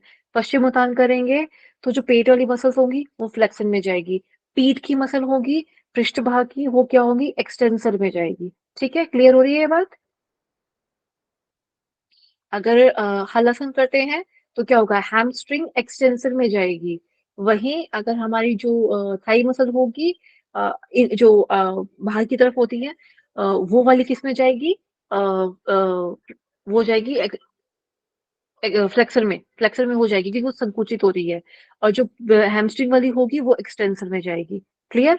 ऐसे ही पूरी बॉडी के अंदर हर जगह पे है, तो इसको समझना थोड़ा ज्यादा इंपॉर्टेंट भी है, इस पे क्वेश्चन पक्का आता है।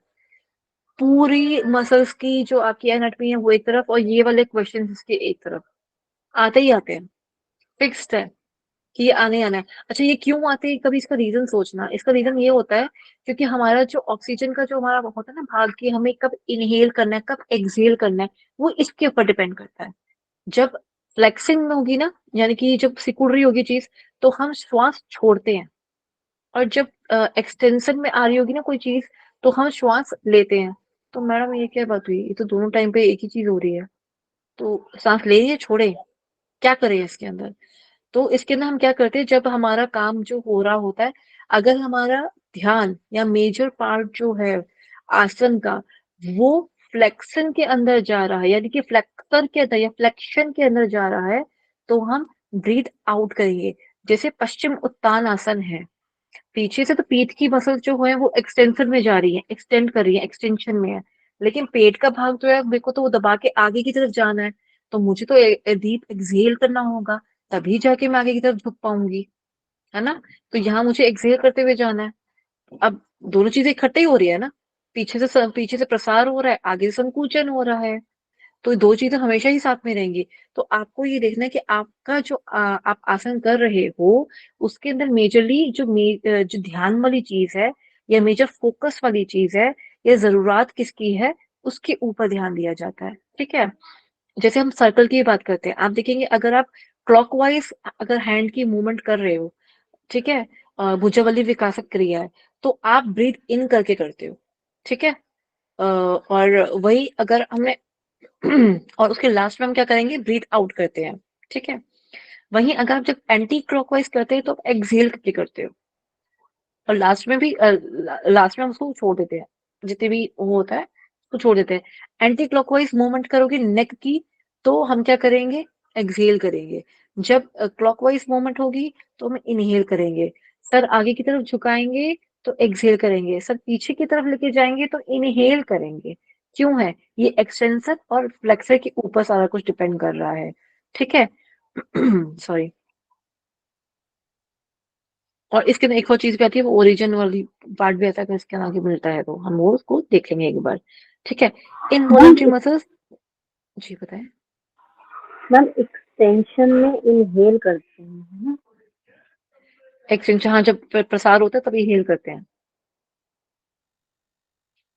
जी जब भी मैम। प्रसार होगा हम इनहेल करेंगे, और जब भी संकुचन होगा हम एक्सहेल करेंगे। पश्चिमोत्तानासन बड़ा इजी तरीका है याद करने के लिए, क्योंकि उसके अंदर पेट का जो होता है संकुचन होता है ना हमारा, हम एक्सहेल करके फिर तब आगे की तरफ झुकते हैं ताकि पेट पूरा पीछे तक अच्छे से चिपक जाए, फिर हम आगे की तरफ बेंड करें अच्छे से। ऐसे ही करते हैं। सूर्य नमस्कार में क्या करते हैं, पाद हस्तासन कैसे करते हैं, एक्सहेल करके करते हैं ना, इनहेल नहीं करते। इनहेल कब जी करते हैं, मैम। जब हस्तोत्तान करते हैं, पीछे की तरफ जाते हैं, हस्तोत्तान। और हमेशा ये तो रूल वैसे ही बांध लो। I am sorry. हस्तोत्तान हो या बैकवर्ड बेंडिंग हो, आपकी बैकवर्ड बेंडिंग में हमेशा ही आपका इनहेल रहेगा, कभी भी एक्सहेल नहीं होगा, और ना ही कभी होल्डिंग होगी। होल्डिंग तो कभी नहीं होगी, जब भी आपकी बैकवर्ड बेंडिंग जारी होगी होल्डिंग कभी नहीं होती है। इनहेल मेजर रहता है, एक्सहेल उसके अंदर थोड़ा कम रहता है, क्योंकि हमें उस टाइप पे ऑक्सीजन की नीड सबसे ज्यादा होती है बैकवर्ड बेंडिंग के अंदर। ठीक है। और मेंटेन करना होता है, इस टाइम पे हम आंखें भी बंद नहीं करते हैं। ठीक है। चलिए एक मिनट इसको आगे देख लेते हैं। इनवॉलेंट्री मसल्स जो होती हैं वो अनस्ट्रेटेड होती है, यानी कि इसमें कोई नॉन स्ट्रेटेड भी बोलते हैं, इसको अनस्ट्रेटेड बोलते हैं। ठीक है। इसमें कोई भी किसी प्रकार की स्ट्राइप्स नहीं बनी होती, और ये स्मूथ मसल होती है, इसलिए इसको स्मूथ मसल कहा जाता है, क्योंकि इसमें कुछ कोई रेखा नहीं होती, इसलिए स्मूथ मसल कहा जाता है। इसको याद करने के लिए कि ये वॉलंटरी है या इनवॉलंटरी है, तो ये याद रखना, इनवॉलंटरी वो है जो चिकनी है, हाथ में नहीं आएगी। कैसे याद रखेंगे, बहुत स्लिपरी है, स्मूथ है, बहुत स्लिपरी है, चिकनी है, हाथ में नहीं आएगी। याद रहेगा ऐसे, वो हमारी इनवॉलंटरी के अंदर आ जाएगा। जैसे कि पेट की है या इस तरह की चीजें हैं, इसमें थोड़ी ग्रीसिंग रहती है, म्यूकस की लाइनिंग रहती है, सॉफ्ट सॉफ्ट रहती है ना, तो ये मेरे हाथ में मेरे कंट्रोल में नहीं आएगी, ऐसे याद करा जा सकता है। ये पेशियां जो होती हैं इच्छहीन होती हैं, इनकी मेरे कंट्रोल में नहीं है। इनवॉलंटरी नर्वस सिस्टम की नियंत्रण व्यवस्था रहती है, जो हमारा इनवॉलंटरी मतलब ऑटोनॉमिक नर्वस सिस्टम के अंदर। इनवॉलंटरी मसल्स के अंदर जो होता है किसी अस्थि से जुड़ी नहीं होती, यानी कि किसी बोन से अटैच नहीं होती, बल्कि किसी अंतराल से जुड़ी होती है, बल्कि किसी अंतराल, अंतराल क्या होता है, मीन्स अंदर किसी यार मसल से ही जुड़ी होती है, राइट। खोखली गुहा बोल सकते हैं, खोखली गुहा में पाया जाएगा। ओके ओके, अंतराल से जुड़ी होती है, इसलिए इन्हें अंतर्रागी पेशी कहते हैं, विस्फल मसल। नहीं नहीं नहीं, मसल जो मसल होता है ये विस्फल मसल मीन्स अंदर जो होती है, ये अंदर की ही टिश्यू अंदर ही मसल्स के अंदर ज्वाइन हुआ होता है। इसके अंदर हड्डी वाला ये वो वाला पार्ट नहीं, खोखली वाली बात नहीं है। खोखली वाली बात जो होती है विस्फल में, एक चीज होती है कि विस्फल ऑर्गन, खोखला कह सकते हो, बिल्कुल ठीक कह रहे हो, खोखला ही कह सकते हो, क्योंकि जितने भी हमारे विसरल ऑर्गन्स होते हैं वो खोखले होते हैं, उनकी अपनी एक लाइनिंग लगी हुई होती है, विसरल लाइनिंग बोलते हैं उसको। ठीक है। विसरल उसी में ही यूज करते हैं हम। तो इसमें जो एक चीज होती है इनवॉलंटरी, हमें आज ही पढ़ा था कि पेट में कोई हड्डी नहीं होती, क्यों नहीं होती? हमने आगे बेंड करना है, हमने पीछे बेंड करना है, 10 जगह बेंड करना है। सारी जगह पे बहुत सारी हड्डियां, सिर्फ पेट वाले एब्डोमेन वाले एरिया में नहीं होती, क्योंकि अगर वहां पे हड्डी होगी फिर तो कोई मूवमेंट ही नहीं हो पाएगी ना हमारी, ना तो हम ठीक से चल पाएंगे। जो रोबोट है वो देखिए ना, रोबोट क्यों इतना अजीब सा लगता है, क्योंकि वो पेट वाली जगह से उसका जो लोहे वाला पार्ट है, आयरन का बना है ना वो वाला पार्ट, इसलिए उसकी चाल थोड़ी अजीब सी होती है। तो इस वजह से काफी फर्क पड़ता है। ठीक है, और वहीं पे हमें क्या मिलेगी, वहां पे स्मूथ मसल्स मिलती हैं उसी एरिया में, एब्डोमेन में, क्योंकि वो हमारे खाने पीने का पूरा ध्यान रखती है, और हमारे कंट्रोल में तो होती भी नहीं वैसे भी, ठीक है ना। और ये विस्ट्रल एरिया बनाती है, इसके अंदर की जितनी भी लाइनिंग होती है वो विस्ट्रल लाइनिंग कहलाई जाती है। ठीक है, एग्जाम्पल पेरिस्टाल्टिक मूवमेंट जो होती है, ये हमारी होती है ईसोफेगस में। जो खाना नीचे उतर के जा रहा होता है ना, जो हम ऐसे पानी भी पीते हैं तो नीचे चला जाता है ना, हम ऐसे करते रहते हैं बार बार नीचे नीचे ले जाने के लिए, उसे पेरिस्टाल्सिस बोलते हैं, मूवमेंट बोलते हैं। ये कई बार पूछा भी गया है, इसके ऊपर क्वेश्चन लिख लीजिएगा। ठीक है, खाना खाते हुए पानी पीते हुए जो मूवमेंट होती है ईसोफेगस की, वो पेरिस्टाल्सिस मूवमेंट कहलाई जाती है। यही वो मूवमेंट होती है, इसी की वजह से होता है, एक तरह से मान लो जो मैम इंटेस्टाइन में कौन सी मूवमेंट होती है, उसमें भी यही होती है, उसमें सीलियरी भी होती है, तो खाना को आगे भेजना होता है ना हमने, और उसमें हमारी जो टिश्यूज होते हैं उसकी वजह से।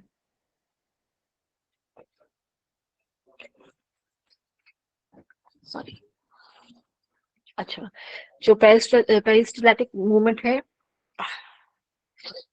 अगर स्मूथ मसल्स के अंदर अगर पूछा जाता है ना, या अगर आपको ऑप्शन दिया जा रहा है उसके अंदर इसोफेगस नहीं है और इंटेस्टाइन लिखा है, तो आप इंटेस्टाइन को मार्क कर सकते हो। ठीक है, अगर वहाँ टिश्यू बेस्ड पे ज्यादा नहीं डिटेल में क्वेश्चन पूछा उसने, बस सिर्फ मूवमेंट मूवमेंट के ऊपर नाम पूछ लिया है, तो भी इसके अंदर भी यही आता है। ठीक है, क्योंकि मूवमेंट्स हमारी बॉडी में बहुत सारे प्रकार की है, मैंने आज ही बताया था कि बहुत सारे प्रकार की मूवमेंट्स हमारी बॉडी के अंदर है। ठीक है, जैसे कि हमारी एक मूवमेंट होती है एमोबॉइडल, एम्यूबॉइड,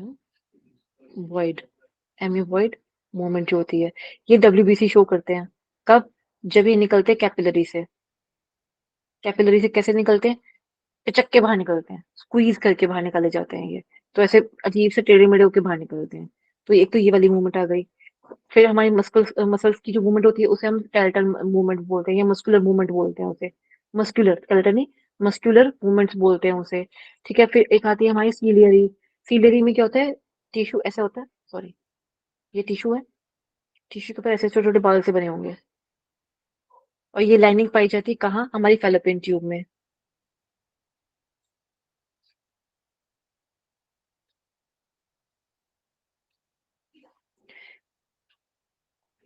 ठीक है, यहाँ से जब ओवा निकल के आता है,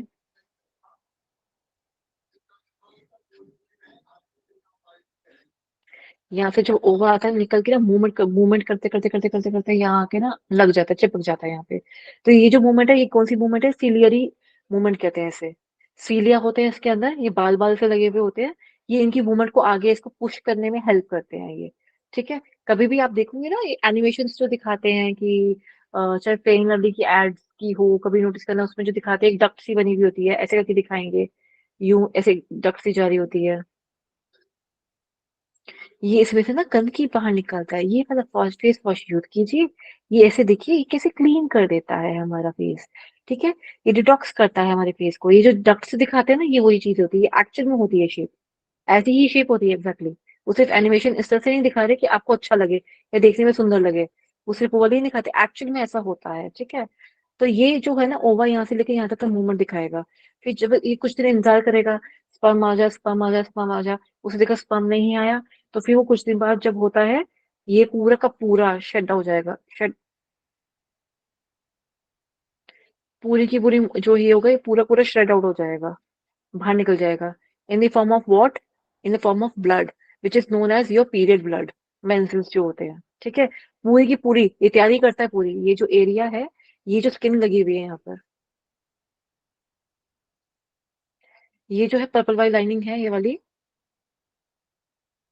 ये इसकी तैयारी करता है, यहाँ पे पूरा पूरा माहौल बनाता है अच्छे से, कि अगर स्पर्म आएगा, उसे टकराएगा, ओवा से टकराएगा, तो उसके बाद हमारा एग बनेगा प्रॉपरली, फर्टिलाइजेशन का पीरियड प्रोसेस कैसा कुछ स्टार्ट हो जाएगा जब ये। ठीक है, तो सॉरी, ये तो तब होता है जब उसमें लग जाता है, ये sorry sorry sorry sorry sorry, ये तो तब होता है जब फिल्ट्रेशन की, सॉरी क्या कहते हैं, ओहो फिर नाम भूल गई। ये उसके बाद होता है, प्रेगनेंसी के टाइम होता है, कंसीव करने के टाइम पे भी होता है ये। तो लेकिन इसमें क्या होता है, जब अगर यहाँ पे इसको यहाँ पे आएगा ये,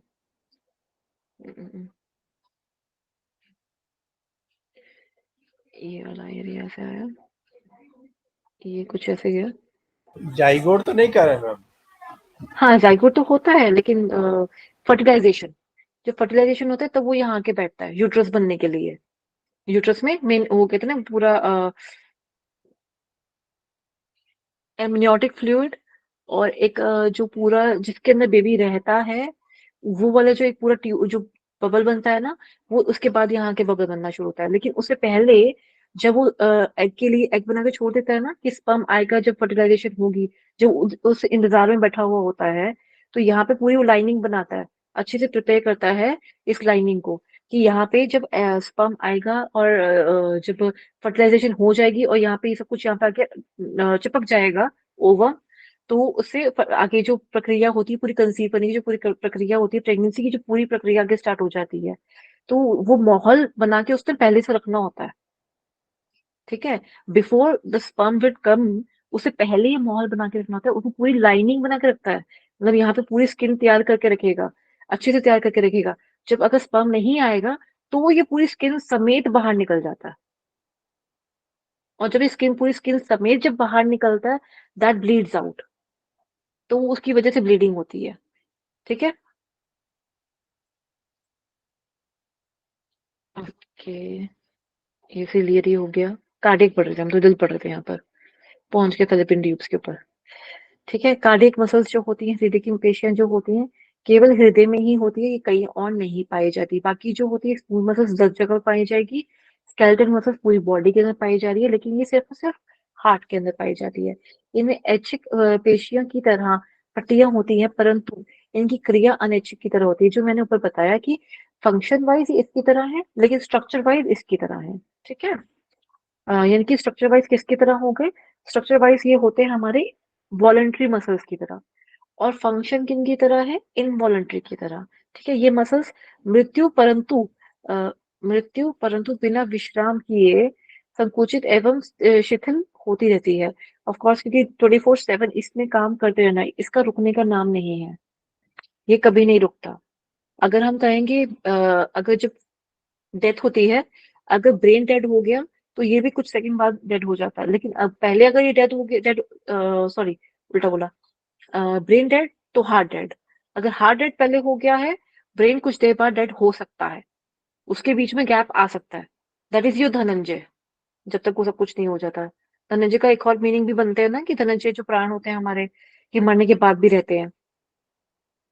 खैर उसके ऊपर बाद में बात करेंगे एक बार, कि वो क्या होते हैं।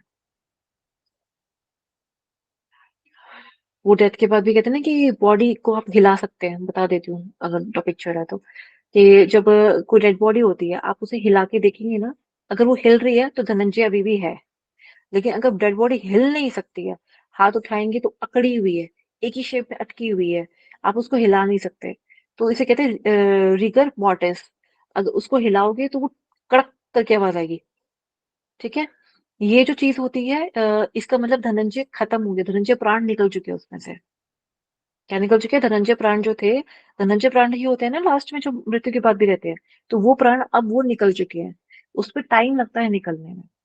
आप देखेंगे बॉडी को, अगर कोई डेड बॉडी है, जब तक वो आधा घंटा या 1 घंटे तक वो अपनी रिगर मोटर्स के अंदर नहीं आई है अभी तक, तब तक उस बॉडी को मूव करा जा सकता है। अच्छा, इसके अंदर एक और चीज भी होती है, कि इसकी स्टेजेस होती है, जैसे 3 स्टेजेस में इसको डिवाइड करा जाता है, ठीक है। First stage, second stage, third stage होती है इसकी। तो जो लास्ट स्टेज होती है जहाँ पे अकड़न आ जाती है, तो फर्स्ट स्टेज में तो कोई अकड़न नहीं आती, सेकंड स्टेज में अकड़न आती है, थर्ड स्टेज में अकड़न आती है, और ये जल्दी आती है, सेकंड स्टेज जल्दी आ जाती है। तो कई आपने पोस्टमार्टम की रिपोर्ट में कई बार सुना होगा कि ये ना इसको मारा तो गला घोट के गया था, लेकिन सर पे वार मरने के बाद की है।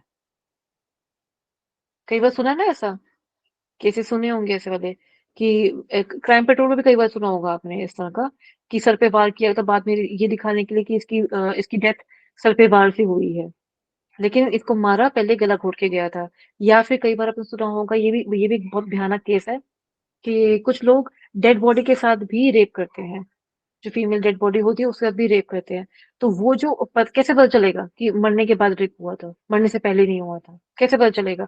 वो इसी की वजह से, धनंजय प्राण की वजह से पता चलता है कि कब वो चला जा रहा था और कब बॉडी ने अकड़न स्टार्ट शुरू कर दी थी अपनी।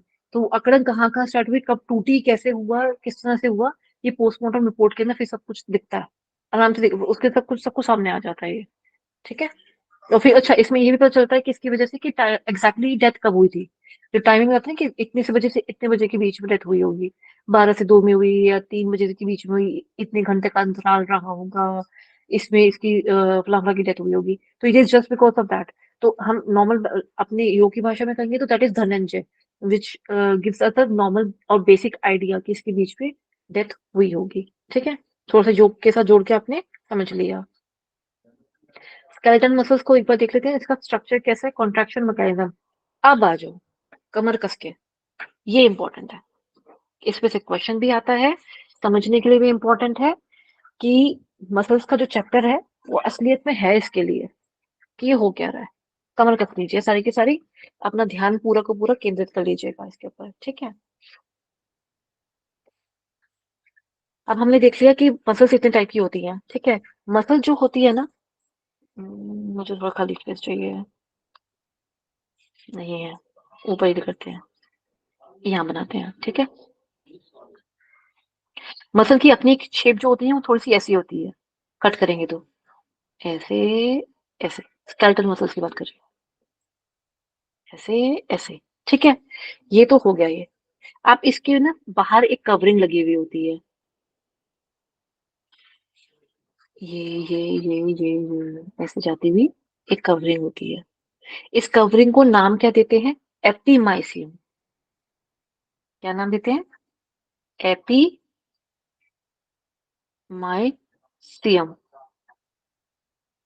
इस कवरिंग का नाम है। ठीक है।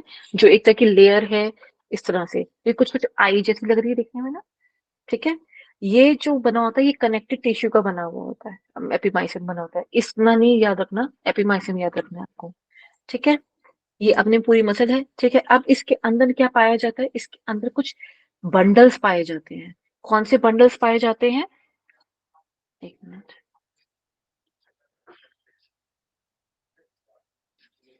ये इसके अंदर कुछ बंडल्स हैं और ये बंडल किस शेप के हैं? सिलेंड्रिकल शेप के हैं। किस शेप के? सिलेंड्रिकल शेप के हैं। ठीक है। इसके ऊपर भी एक कवरिंग होती है। अच्छा जी, कवरिंग कवरिंग है बहुत ज्यादा।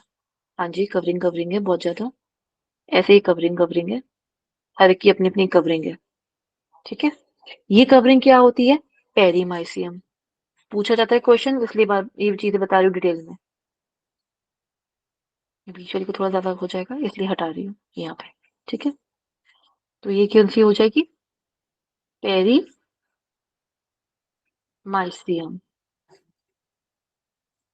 ठीक है। फिर आता है, इस सिलेंडर के अंदर भी सिलेंडर है। कितने सिलेंडर है मैडम? बहुत सारे सिलेंडर्स है। कोई इंडियन का है, कोई एचपी का है, बहुत सारे सिलेंडर्स है यहाँ पे। क्या करें हम? ठीक है। तो ये सिलेंडर इसके अंदर से निकल रहे हैं। आप हो क्या रहा है थोड़ा सा देख लेंगे एक बार। ये जो ये वाले सिलेंडर है ना, इसको कहते हैं मायोफाइब्रिल। ठीक है। इसकी भी अपनी एक कवरिंग होती है जी। इसकी भी होती है, इनकी भी कवरिंग बनाई जाती है। हाँ जी, इनकी भी होती है, क्यों नहीं होती। ये रेड वाला जो है ना, ऐसे ऐसे इंडिविजुअल की कवरिंग होती है रेड वाले की। इसको क्या कहते हैं? Endo, endomysium. 3, ये 1 पे, ये 2 पे और ये 3 पे। ठीक है। इतना क्लियर हो गया? Yes good. मैम। ठीक है। ये बहुत इंपॉर्टेंट है, इस लेयर के ऊपर क्वेश्चंस आते हैं। ठीक है। अब ये जो बंडल थे ना पिंक वाले,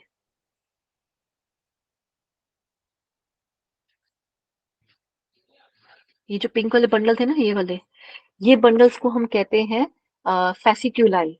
यही वर्ड है जो बहुत परेशान करता है। ये क्या है हमारा? फैसिक्यूलाई,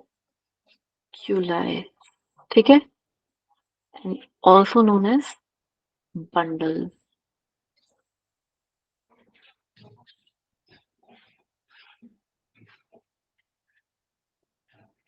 ठीक है, क्लियर हो गया? मतलब ये मस्कुलर बंडल्स होते हैं, मैं एम लगा रही हूँ, समझ जाइएगा। मस्कुलर बंडल्स होते हैं और इसी को फैसिक्यूलाई कहते हैं।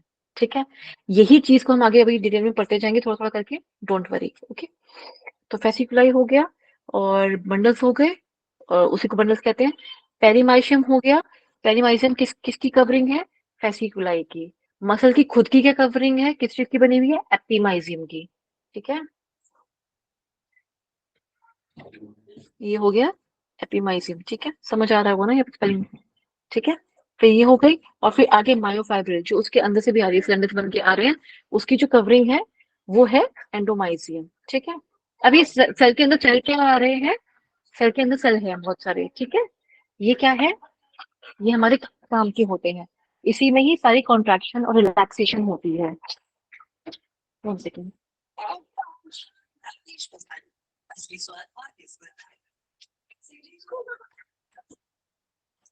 सॉरी। ठीक है, तो इसकी वजह से ही हमारे जो सारा कुछ है इसी के अंदर होगा, सारा काम होगा। ठीक है, ये आपने बना लिया, आप इसको ड्रॉ कीजिए।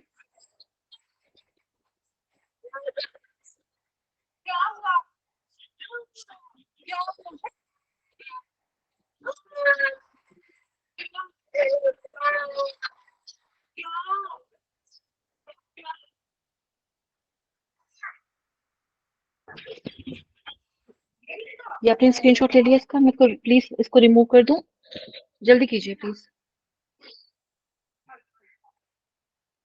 ठीक है, ये हो गया हो गया डन। मैम। ठीक है, ओके।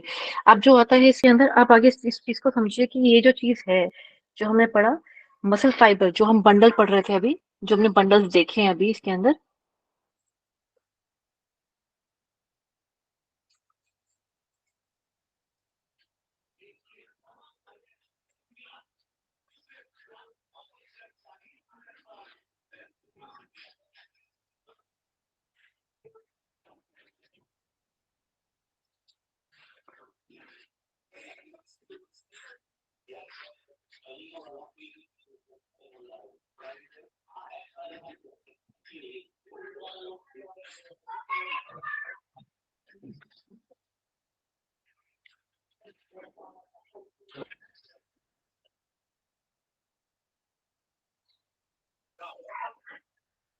आई थिंक इतना काफी होगा। स्ट्रक्चर में ज्यादा डिटेल में नहीं पढ़ना आपको।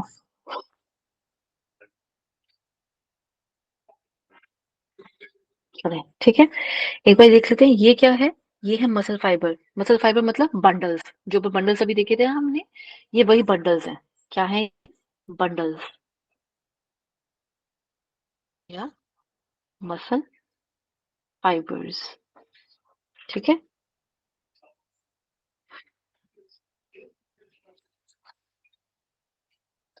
ये जो होते हैं ये सिलेंड्रिकल शेप में, ये तो हमने पहले देख लिया था, सिलेंड्रिकल शेप में ये, हाँ जी होते हैं, बिल्कुल होते हैं। इसके पास ना, अब जो इम्पोर्टेंट चीज समझाने जा रही हूँ, इसके पे क्वेश्चन आता है। ठीक है, यहाँ पे एक आएगा सुंदर सा न्यूरॉन।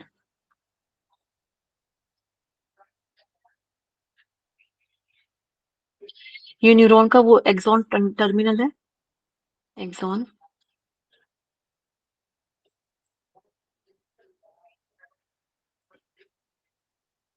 ये रहा, ठीक है, ये एक्सॉन टर्मिनल है। ठीक है, और यहाँ से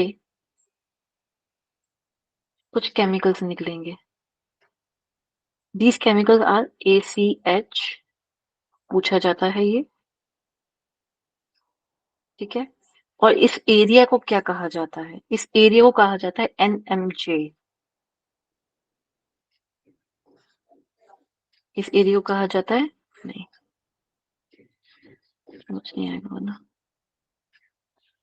ठीक है, इस एरिया को कहा जाता है NMJ।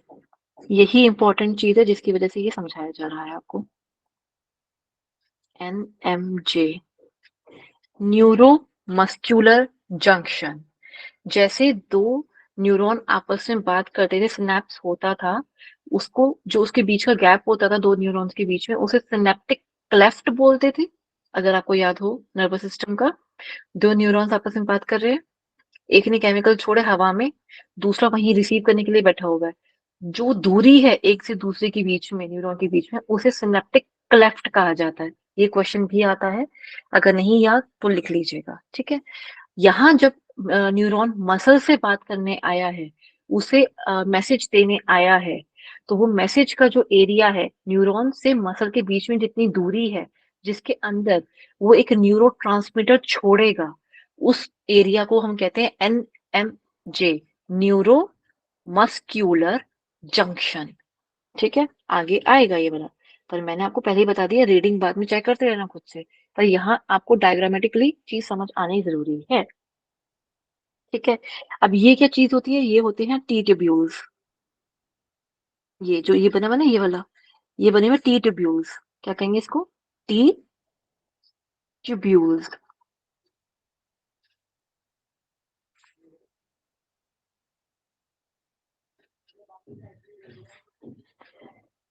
टी ट्यूब्यूल्स, ठीक है। अब दो ट्यूब्यूल्स के बीच में क्या बैठा हुआ मिलेगा मुझे? सार्कोप्लाज्मिक या सार्कोसोम कह सकते हो। जैसे हम सेल में पढ़ते थे ना, स्मूथ एंडोप्लाज्मिक रेटिक्यूलम और रफ एंडोप्लाज्मिक रेटिक्यूलम, ऐसा इसमें स्मूथ होता है। ये वाला, ये जो भाग है, ये सारा स्मूथ है, ठीक है। ये सारा स्मूथ है और इसके अंदर बहुत सारा कैल्शियम भरा हुआ होता है। क्या भरा होता है इसके अंदर? कैल्शियम। यही कैल्शियम भरा हुआ होता है। तो मसल के अंदर कैल्शियम कहाँ स्टोर होगा? उसके सार्कोप्लाज्मिक में, सार्कोप्लाज्मिक रेटिक्यूलम के अंदर बहुत सारा कैल्शियम स्टोर हुआ होता है, ठीक है। और इसको हम सार्कोसोम भी कहते हैं। क्या बोलते हैं? सॉरी, सार्कोसोम तो ये वाला एरिया होता है। सॉरी सॉरी सॉरी, ये सार्कोसोम है, ये डॉटेड एरिया ना जो प्लाज्मा है, ये वाला।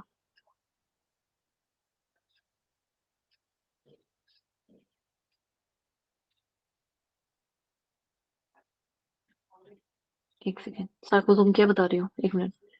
जैसे साइटोप्लाज्म होता था, ऐसे ही अब जहाँ पे ना हर जगह सार्को सार्को वर्ड आना शुरू हो जाए तो समझ जाना ये मसल की बात हो रही है। तो ये जो एरिया, ये सार्कोप्लाज्म हो जाएगा। मैं S.प्लाज्म लिख रही हूँ, सार्कोप्लाज्म, ठीक है।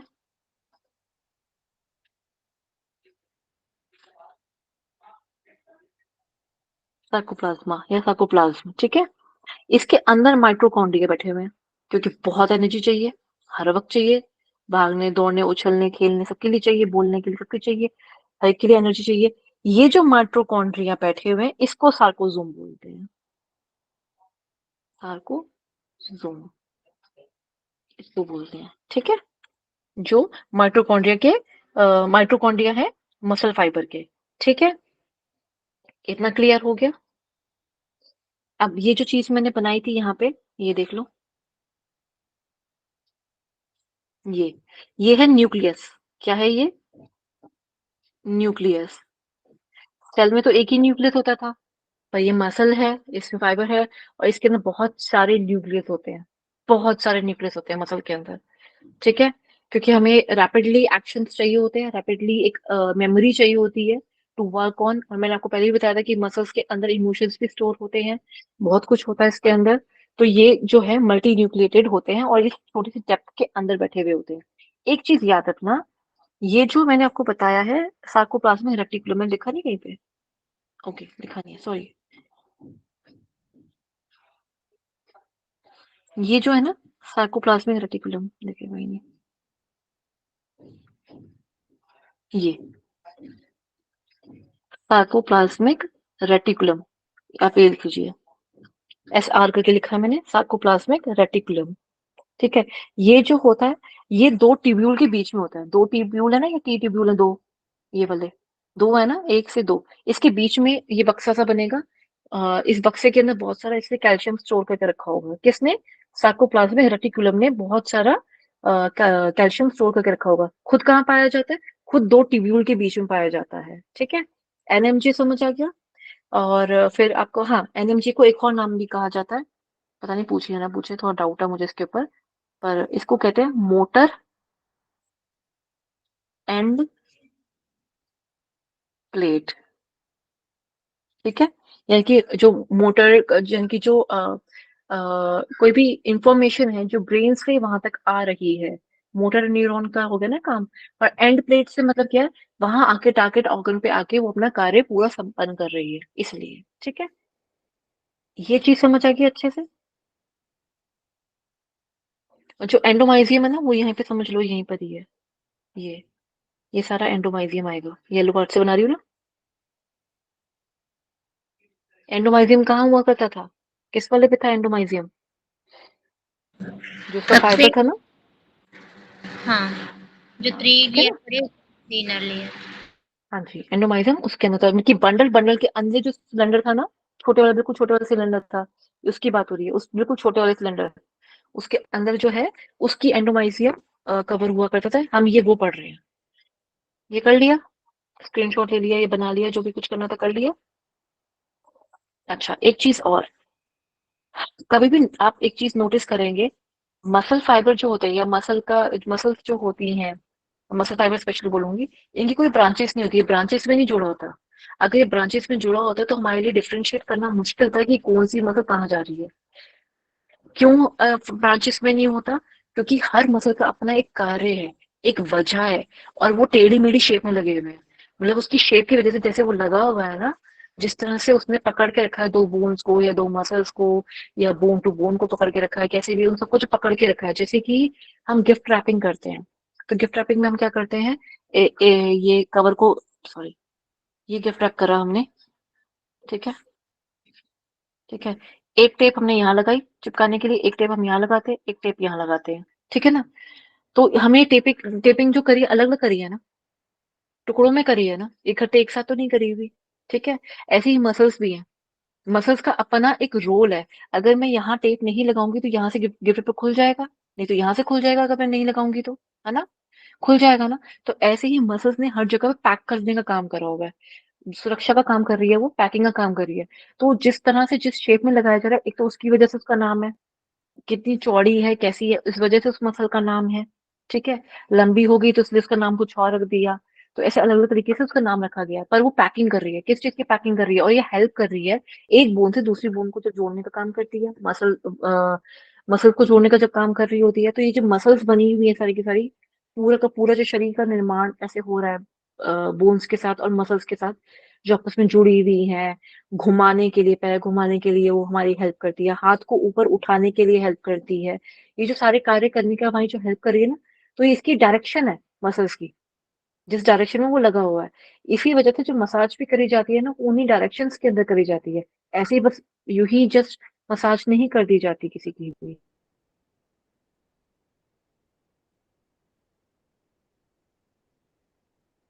तो वो जो वहां कैसी मांसपेशियां हैं, उसके उसको ध्यान में रखकर वहां पे सबसे ज्यादा और ज्यादा इम्पोर्टेंट टॉपिक पे इसी के, ये बेहद इंपॉर्टेंट है, फिर से कहूंगी, ध्यान रखें, बहुत ध्यान से आंख नाक कान खोल के इसको सुनिएगा। ठीक है,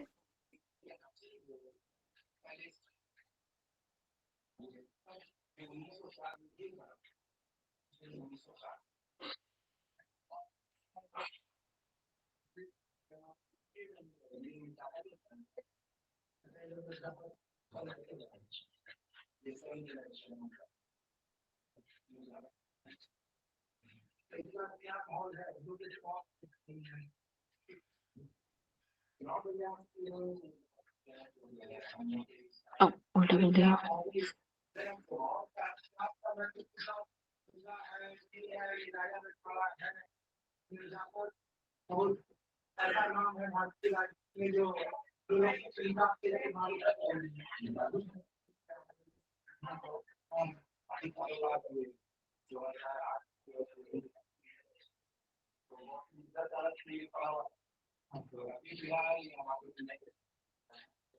ठीक है,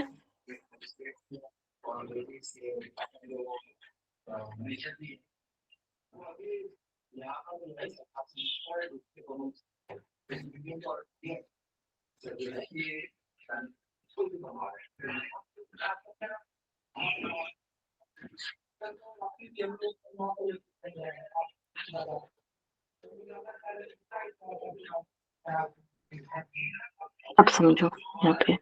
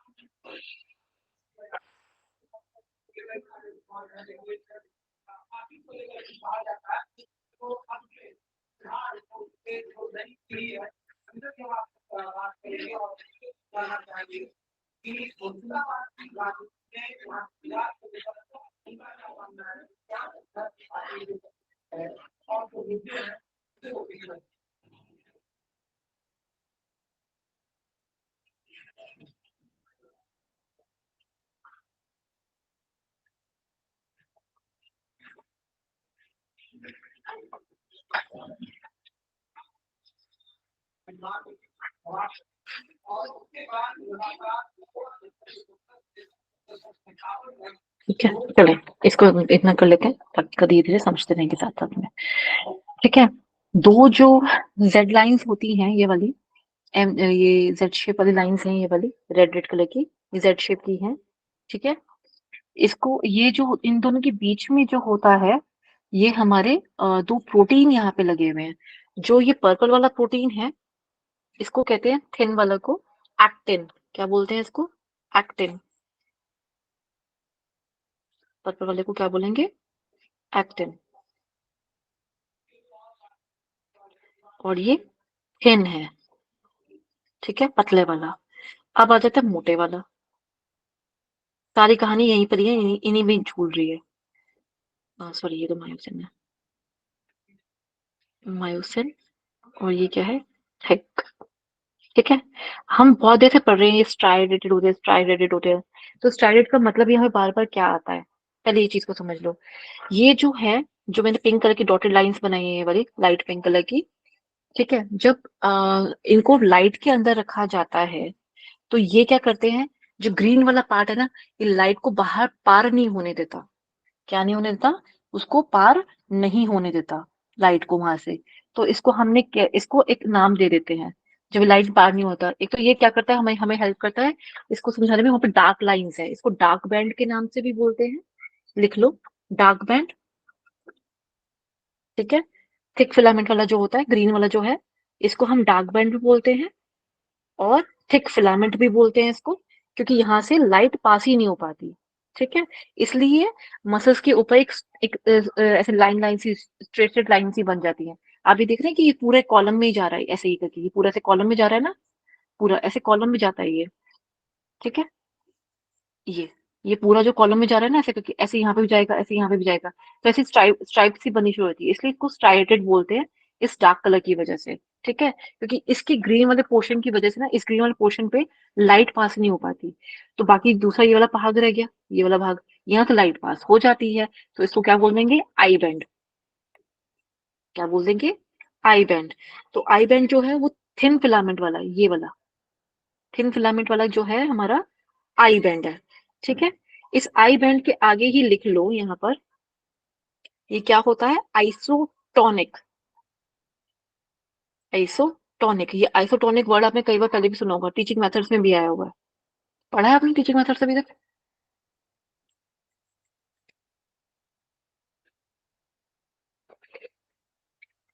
पढ़ा है? पेपर 1 का मैम, नहीं नहीं, पेपर 2 पेपर का। पेपर 2 नहीं का मैम, जो नहीं लिखना है। पढ़ा। नाम सुना है मैम, लेकिन पढ़ा नहीं है। ओके, उसमें भी। अच्छा अच्छा, तो ये आइसोटोनिक इसको कहते हैं। ठीक है, किस वाले को? थिन वाले को, पतले वाले को, आई बैंड को, यानी कि पर्पल वाला जो है।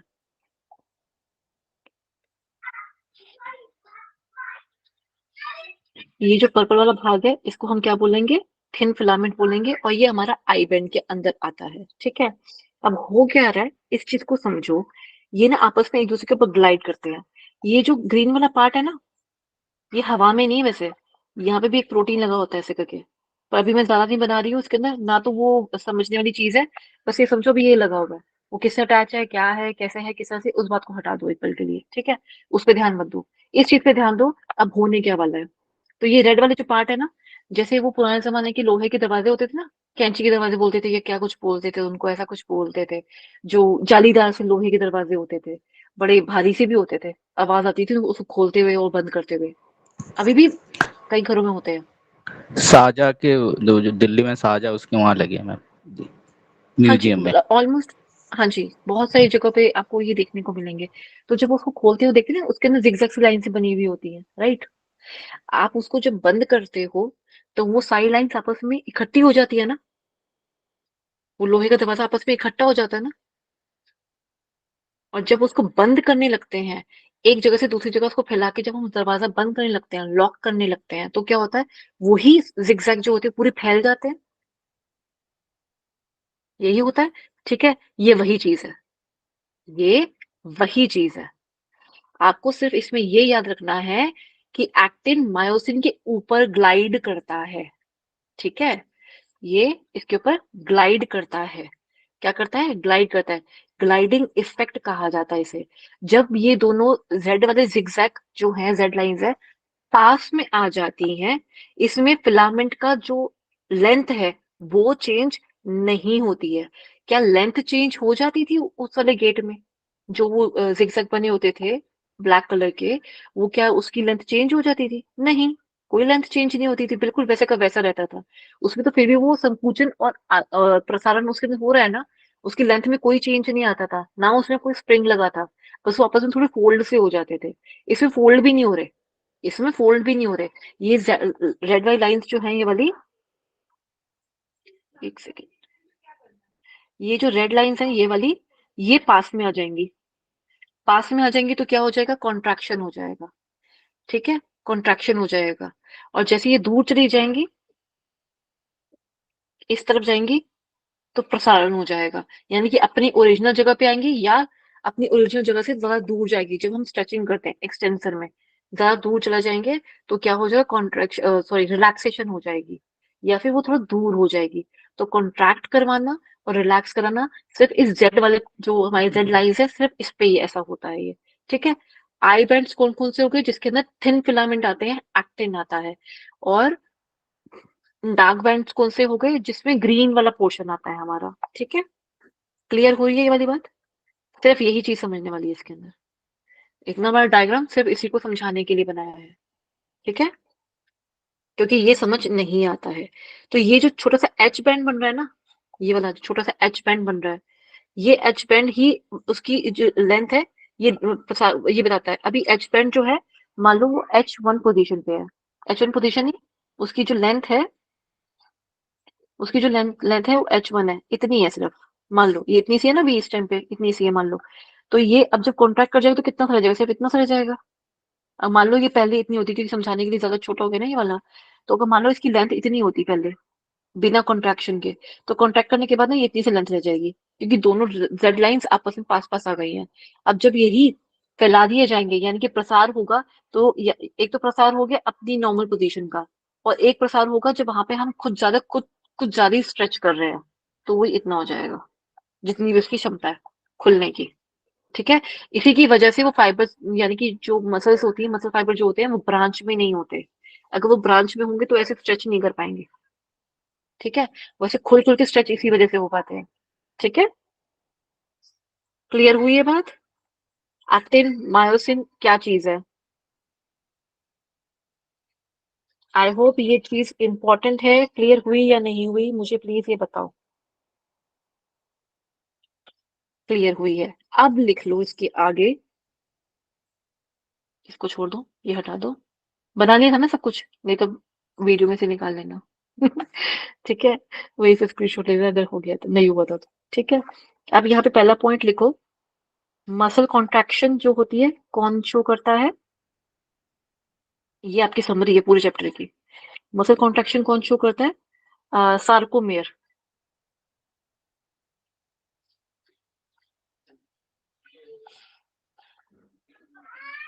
सार्कोमेयर क्या शो करता है? Muscle contraction. ठीक है। और जेड लाइंस क्या करती हैं इसके अंदर? ये दोनों आपस में पास में आती हैं जब कॉन्ट्रैक्शन होती है तो। तीसरा, एच जोन जो था वो क्या करता था फिर? उसका साइज छोटा हो जाता है। छोटा हो जाता है। छोटा हो जाता है या कहेंगे रिड्यूस हो जाता है। ठीक है। फिर फोर्थ, आई बैंड क्या करता था? पतले। पतले वाले कौन से थे हमारे? थिक जो थे वो कौन से वाले थे? मायोसिन थे या एक्टिन थे? एक्टिन। एक्टिन। एक्टिन। तो एक्टिन क्या करेंगे यहाँ पर आई बैंड वाले? आई बैंड या फिर एक्टिन क्या कर रहे हैं? ये भी शॉर्टन कर रहे हैं। शॉर्टन हो जाएंगे ये। ठीक है। ग्लाइड कर रहे हैं एक दूसरे के ऊपर, पर वैसे छोटे नहीं हो रहे, साइज में कोई छोट फर्क नहीं पड़ रहा है इनको। ठीक है। ए बैंड यानी कि मायोसिन।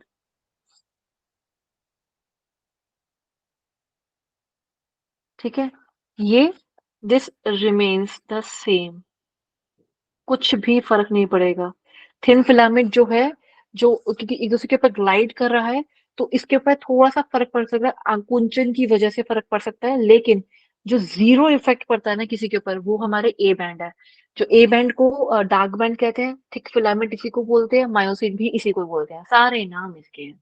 क्या क्या नाम है रिपीट कर रही हूँ? A band, thick filament, dark band, ये सारे नाम इसी के हैं। ठीक है। आप बताओ, किसी को कोई भी किसी प्रकार की कोई भी दिक्कत इसको समझने में?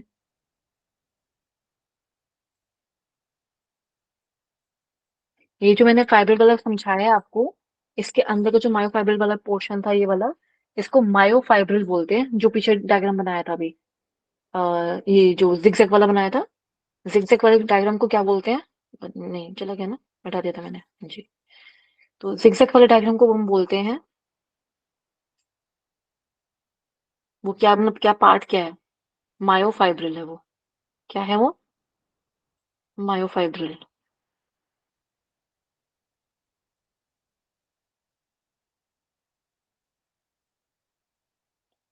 क्लियर? सॉरी। ये सब कुछ जो हो रहा है किसके अंदर हो रहा है? मायोफाइब्रिल के अंदर हो रहा है। मायोफाइब्रिल किसके अंदर का पार्ट है? ये पार्ट है हमारे मसल फाइबर का। मसल फाइबर किसका पार्ट है? वो हमारे बंडल्स का पार्ट है। बंडल किसका पार्ट है? मसल का पार्ट है। क्लियर हो गया?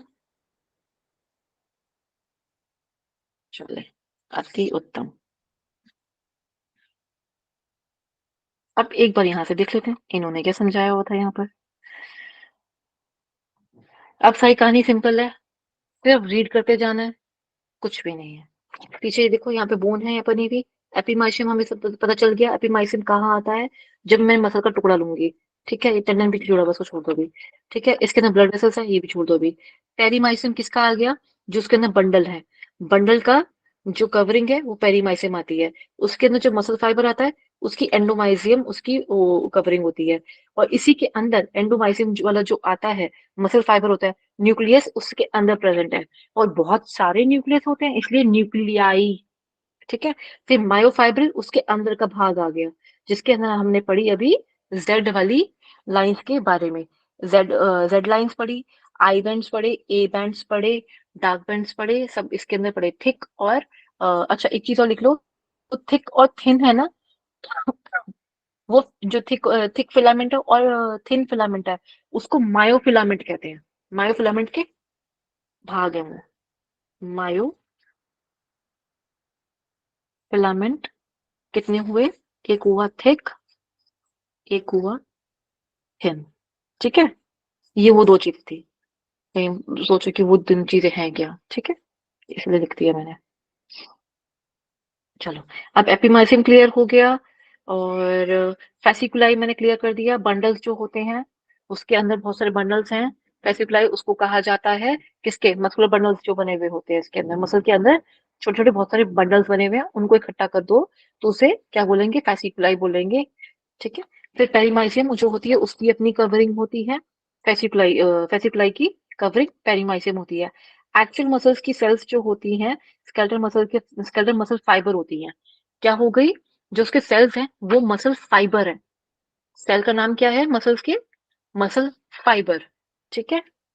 फिर इसकी जो मसल फाइबर की कवरिंग क्यों होती है, वो किससे होती है, एंडोमाइजियम। हमने पढ़ लिया, अच्छे से पढ़ लिया जब हमने डायग्राम देखा अच्छे से अभी तो।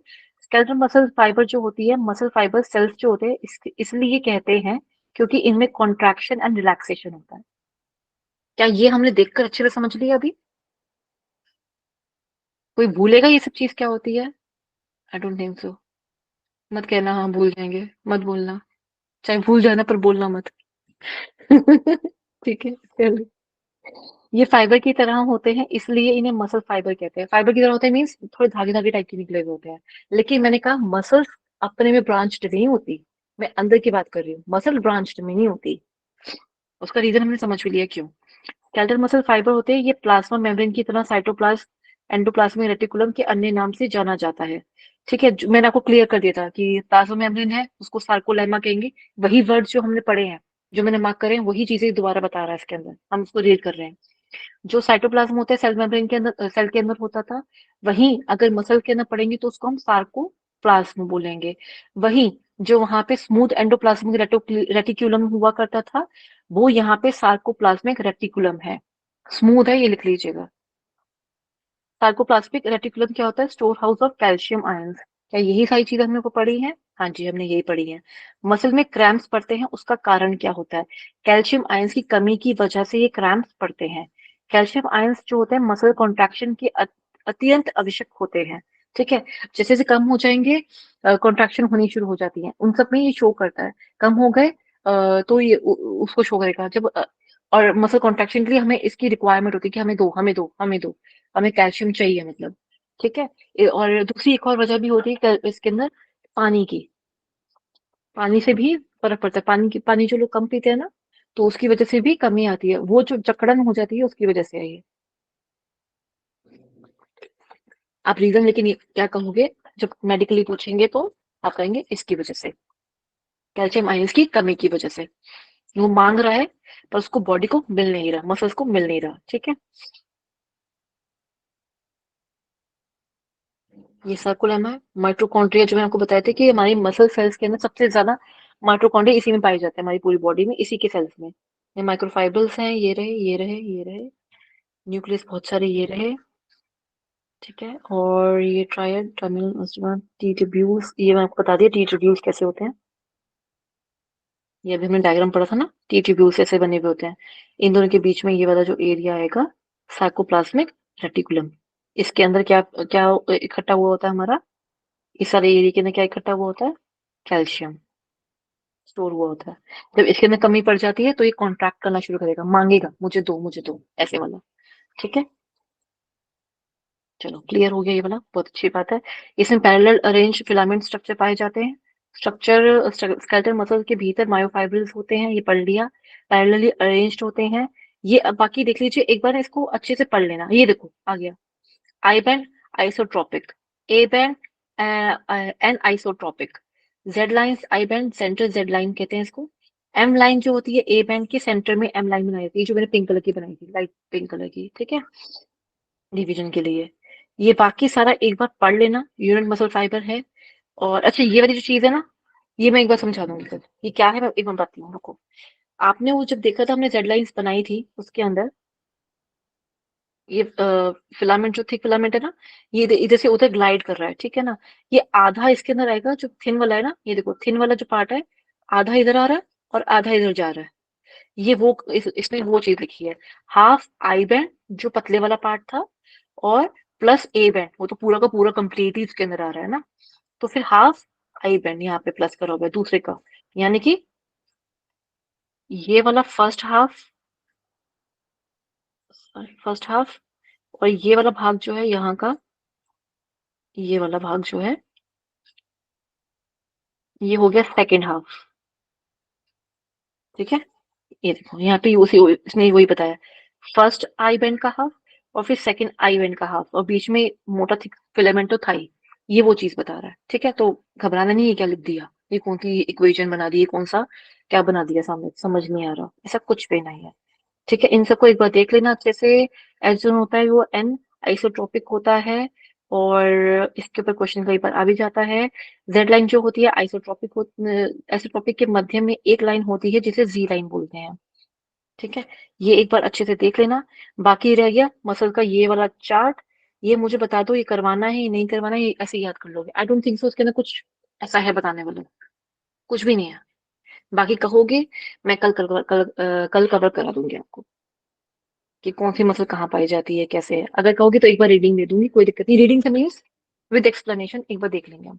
आप बता दीजिए अगर आपको लगता है तो, बिकॉज इसमें सिर्फ रट्टे यस मारने मैम। हैं। ठीक है ना, इसमें ऐसा कुछ है ही नहीं कि एक्सप्लेन करने वाली कोई चीज नहीं है इसके अंदर। जो एक्सप्लेन करने वाला मेजर पार्ट था, यू ऑलरेडी नो कि कितना टाइम हमें लग गया, 2 घंटे की क्लास हमारी इसी में हो गई है। ठीक है, जस्ट बिकॉज कि ये चीज क्लियर होनी चाहिए थी, कॉन्ट्रैक्शन और रिलैक्सेशन कैसे हो रही है। जी लाइन पास आएंगी तो क्या होगा, कॉन्ट्रैक्शन। ठीक है, जी लाइन दूर जाएंगी तो क्या होगा, रिलैक्सेशन। ठीक है, जब दूर जा रही है तो एच बैंड बड़ा हो रहा है। ठीक है, इसमें कहीं पे बनाया हुआ है, ये देखिए। ठीक है, ये जो लाइन बनी हुई है ये जी लाइन है, ये वाली क्या बनी हुई है, जी लाइन बनी हुई है। ठीक है, ये जब दूर जाएगी तो क्या होगा, ये दूर जाने से मतलब मीन्स स्ट्रेच हो रहा है, प्रसार हो रहा है। ठीक है, पास आएगी तो कॉन्ट्रैक्शन हो रहा है, यानी कि मेरा हाथ जो मैं अपनी जो वेट लिफ्टिंग वाली मैंने बात बताई थी, या पानी की बकेट को उठाना वाली जो बात कही थी, इसमें क्या करेंगे हम अपने हाथ से उसको अपनी कोहनी को थोड़ा सा फोल्ड करते हैं अंदर की तरफ।